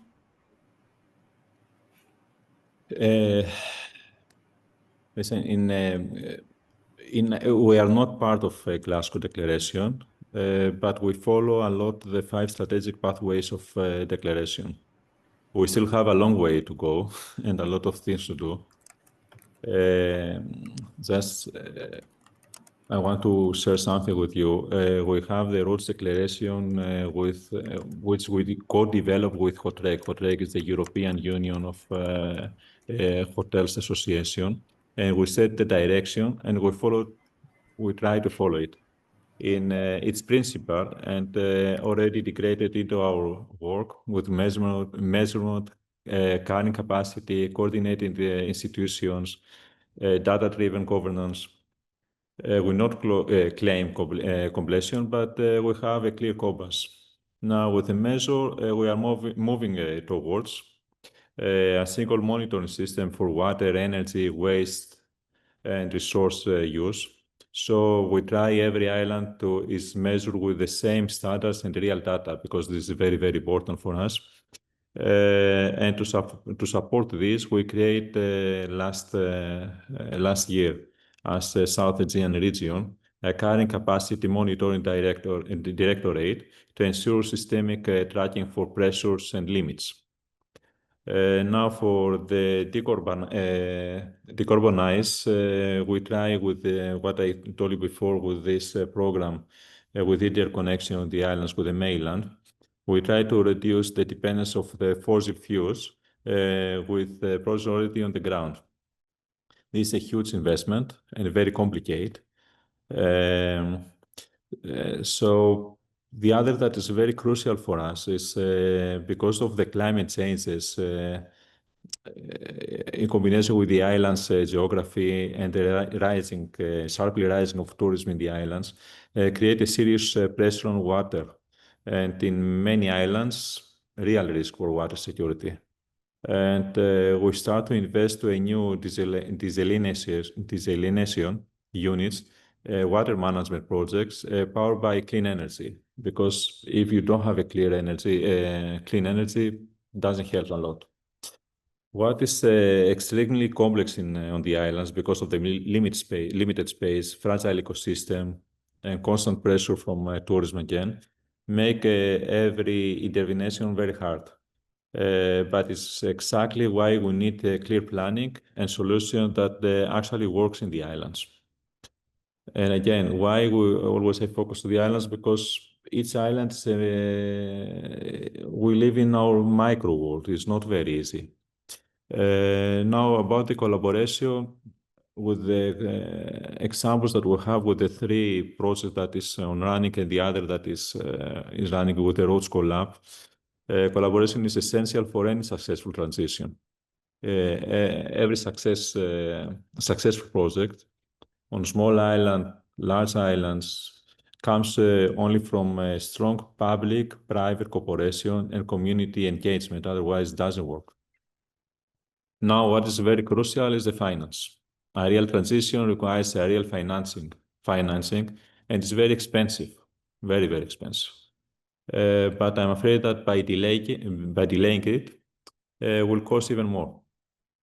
So in our area, we have a huge investment project that it costs more than 3 billion euros with their connection with the waste management system, with the water. But unfortunately, it needs more money. Now, closing, I don't want to take your time more. We view the Glasgow Declaration very positively, and we are moving in that direction with a focus on a real impact and practical solution for our area. Thank you very much for your time. Thank you very much, Christos. And also at the beginning, you mentioned that you are doing, but you need to do more a lot. And by hearing what you're already doing, you are doing a lot. So we would be very happy to, and you're already aligned with Glasgow Declaration and all the activities you do. So that would be great that you're already considering that.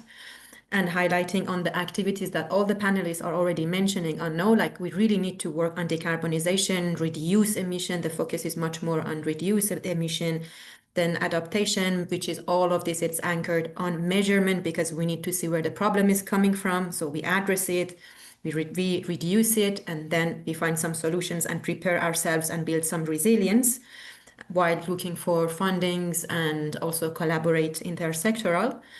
And I want to ask Gisela, because when we were talking for preparation, we both agreed on something that we need to also focus on, that we are talking about challenges, right? But also we need to focus on the positive impacts, real positive impacts that we are making for the local communities, for the local environment, because this is actually what is igniting us, is encouraging us, like at personal and professional level, to take more actions and to bring more people on board. So can you share with us how it is in New Zealand, that what is this real positive impacts that you're having, and just a bit shorter than we discussed? Thank you. Sure. Look, tourism in New Zealand is really closely intertwined with our natural environment. And so I want to really briefly give just a few contrasting examples of tourism businesses that are offering nature-based, low-impact experiences. So I'll start with one called Eco Wanaka Adventures. They're located in the southern part of New Zealand. And as a part of their visitor experience, every guest plants a tree on the Mauahu Island, which is an island inside Lake Wanaka. So over the last 18 years, about 10,000 trees have been planted here by visitors. And that's had a huge impact on the native bird life and obviously on carbon sequestration as well. And the beauty of that is that every visitor using this visitor experience leaves the island better than they found it. So tourism's really enhancing that natural environment. In the far north of New Zealand, Carino Wildlife Cruises are a company. They describe themselves as a conservation business that's sustained by tourism. So they're very, very passionate about the marine wildlife there, especially the bottlenose dolphins, little blue penguins, migrating whales. And on all their trips, the guests help to collect data about the marine species that they're looking. They might help to they'll help to count the penguins, for example. And that data is then shared with the Department of Conservation. And over 28 years, they've really been able to understand these animals better and how their behaviour patterns are changing with climate change and things. And it also led to the establishment of a marine mammal sanctuary in the area. Up in the north of New Zealand, there's a company called E-Ride Waiheke. They're a tourism business that helps visitors make the shift from cars to electric bikes, and they've created car-free itineraries to make it really easy for visitors to have a low carbon experience. They monitor and share all the carbon data that they're collecting, including the embodied carbon in the bikes, and their goal, one of their purposes for that is to help visitors understand their own climate impact and how they can be part of the solution with the decisions they make and how they choose to have holidays. They've also installed signage on the key routes, which benefits the locals as well as the tourists. So when you talked about better to live, better to visit, it's a really good example of that in action. And final example I'd love to give is in the Abel Tasman National Park, which is really near where I live, in the top of the South Island. In the township of Maraho, every single tourism activity provider there has pledged to be certified zero carbon to support conservation initiatives and community initiatives as well. So this is a voluntary commitment, but this collective approach is a real game changer. And one of the benefits of that is it makes it very... Can you hear me? Yeah. While we are really curious to hear more and more, we are really running over time. Running out of time. Sure. Yeah, I'll just finish up by saying that regenerative sure. tourism experiences create these win-win-win outcomes that are positive for visitors, but really help make good business sense as well as being good for the planet. Wow. If you could share the extra information in the chat while other colleagues are also talking, and just giving the floor to Tar. He is the network coordinator of Thailand Net Zero, and we are hearing the importance of local community, involving them, and then SMEs, and we know that you really have good experience by involving them. So could you just very brief share with us how is your experience with involving SMEs at local level? Yes, so we motivate them to join our network, and our network grown from 1 to 4,000 suppliers right now. And the key engagement is about the tools. You have to make the tools that as simple as possible, as long as it's credible enough for them. Yeah, and then put the marketing so they are appeal for them to join us. That's it. Yeah, it's a brief and short answer. Thank you so much, Tar, for respecting the time, because also like we need to respect each other's time, also our audience, the other speakers. So very quickly, I would just want to turn to Anu very shortly. If you could share that how you are bridging the gap, as we discussed at the beginning, and hearing from colleagues how they are doing it. So from the intergovernmental organization, how you are bridging the gap between the policy and the implementation among the countries. I know that you have good example in Bhutan and Nepal. So yeah. Thank you. I resonate most of the perspective shared by the fellow panel members. So maybe I might be repeating, but I think it's important because we are bringing the mountain perspectives here.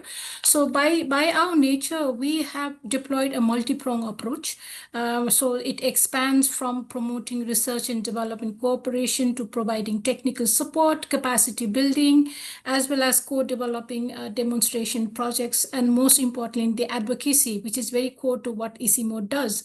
And so these all elements are very important when we need to translate the high-level policy, how do you say, policy arrangement into actionable measures. Otherwise, as we've already heard from the fellow panel members, we are dealing with a very complex topic. And when we are trying to translate the policy on the ground, there are multiple dimensions. So all of these are critically important. But like you mentioned, being an intergovernmental organization, we work mostly with government agencies.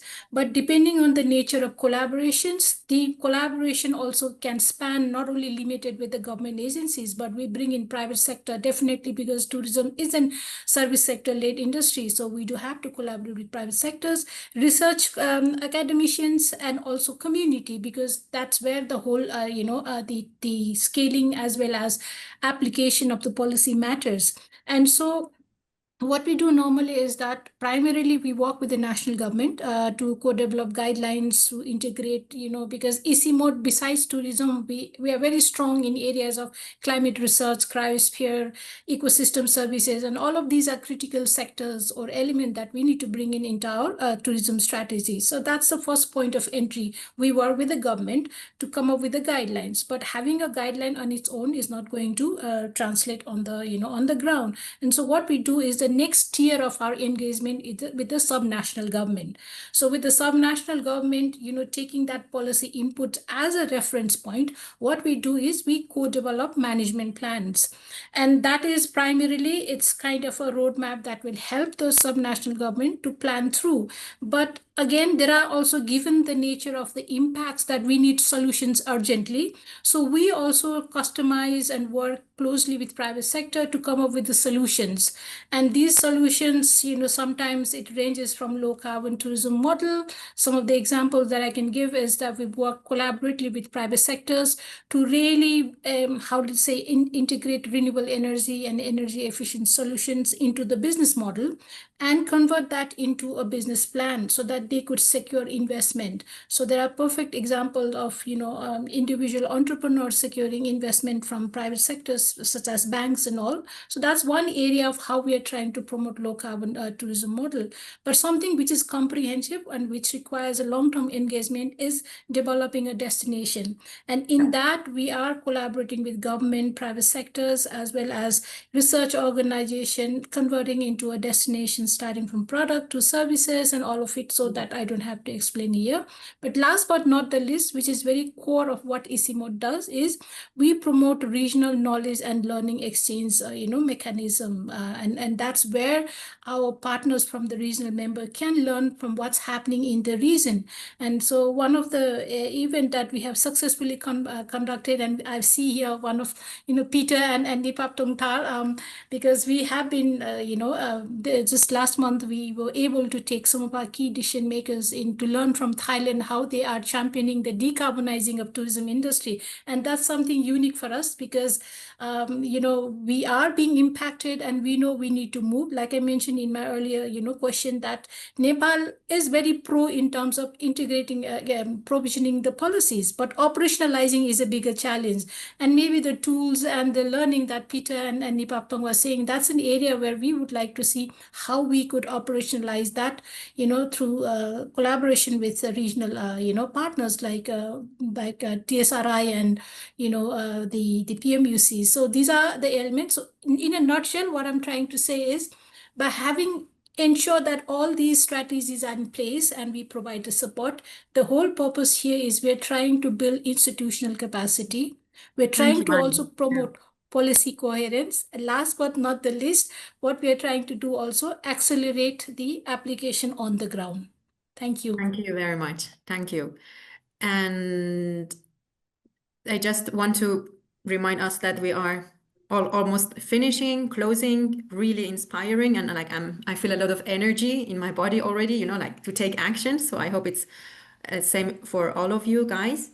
And we all are aware of different capacities that each person, each organization has, and also the importance of learning together, supporting each other. And just to wrap up, it was interesting to hear from you, Peter Haxton, at the beginning from OECD, that your upcoming research is focusing on really addressing these issues that our colleagues are already doing. So it's promising that we are on the right direction, and also addressing the adaptation issues, that it's like we need to really build resilience.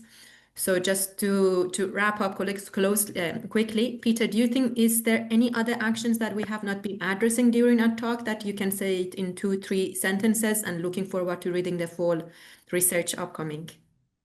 I don't think we've got enough time at the moment to get into a lot of detail, and I don't want to keep everyone from their days, but I would just say that it's fantastic to see such a range of interesting interventions today. And I would just like to thank all the speakers for their insights and examples of what are really inspirational and tangible initiatives and results. I think that's the important thing that these types of events provide, is an opportunity for others to see what can be done. I think the main messages that I wanted to deliver, as I mentioned earlier, is that, effective preparation and adaptation requires a coordinated effort across government, with industry associations, with business operators, and also with communities, and only with collective action is it possible to effectively navigate these emerging challenges and build resilient and sustainable destinations. And I would just leave it there. I think, Roxana, thank you very much. Thank you very much. Thank you, everyone. So it's possible. We can make an impact. And I just want to give the floor back to Birka for this great opportunity, also to all of us. So over to you, Birka, and really heartfelt thank to all of you and all the audience being with us and sharing their ideas already in the chat. Over to you, Birka. Thank you, Roxana. And Peter, you just said it perfectly, so I'm not going to add much to that. It was a really great mix of different experiences and effort shared there. So thank you all of the speakers for being here today, for all the contributions. I will hand over now to my colleague, Casey Amburon, and Travalyst Heads of Policy and Industry Relations, just to give us a couple of quick words for the closing. And yeah, just from my side already, thank you everyone for being here. It's been a really great morning, and seeing the chat as well being so engaged has been a real pleasure from our side as well. So Case, over to you, and thank you everyone for being here. We'll be back in the afternoon, but Case will have more on that. Thank you, Birka. And thank you for putting together such a great event by you and the team. It's a flawless execution, and for creating such a great agenda with so many insights. Thank you, everybody, for joining. As Birka also mentioned, I'm really encouraged to see all the exchange and engagement on the chat. The follow-up meetings being planned already. I think this is really important and the purpose of this event.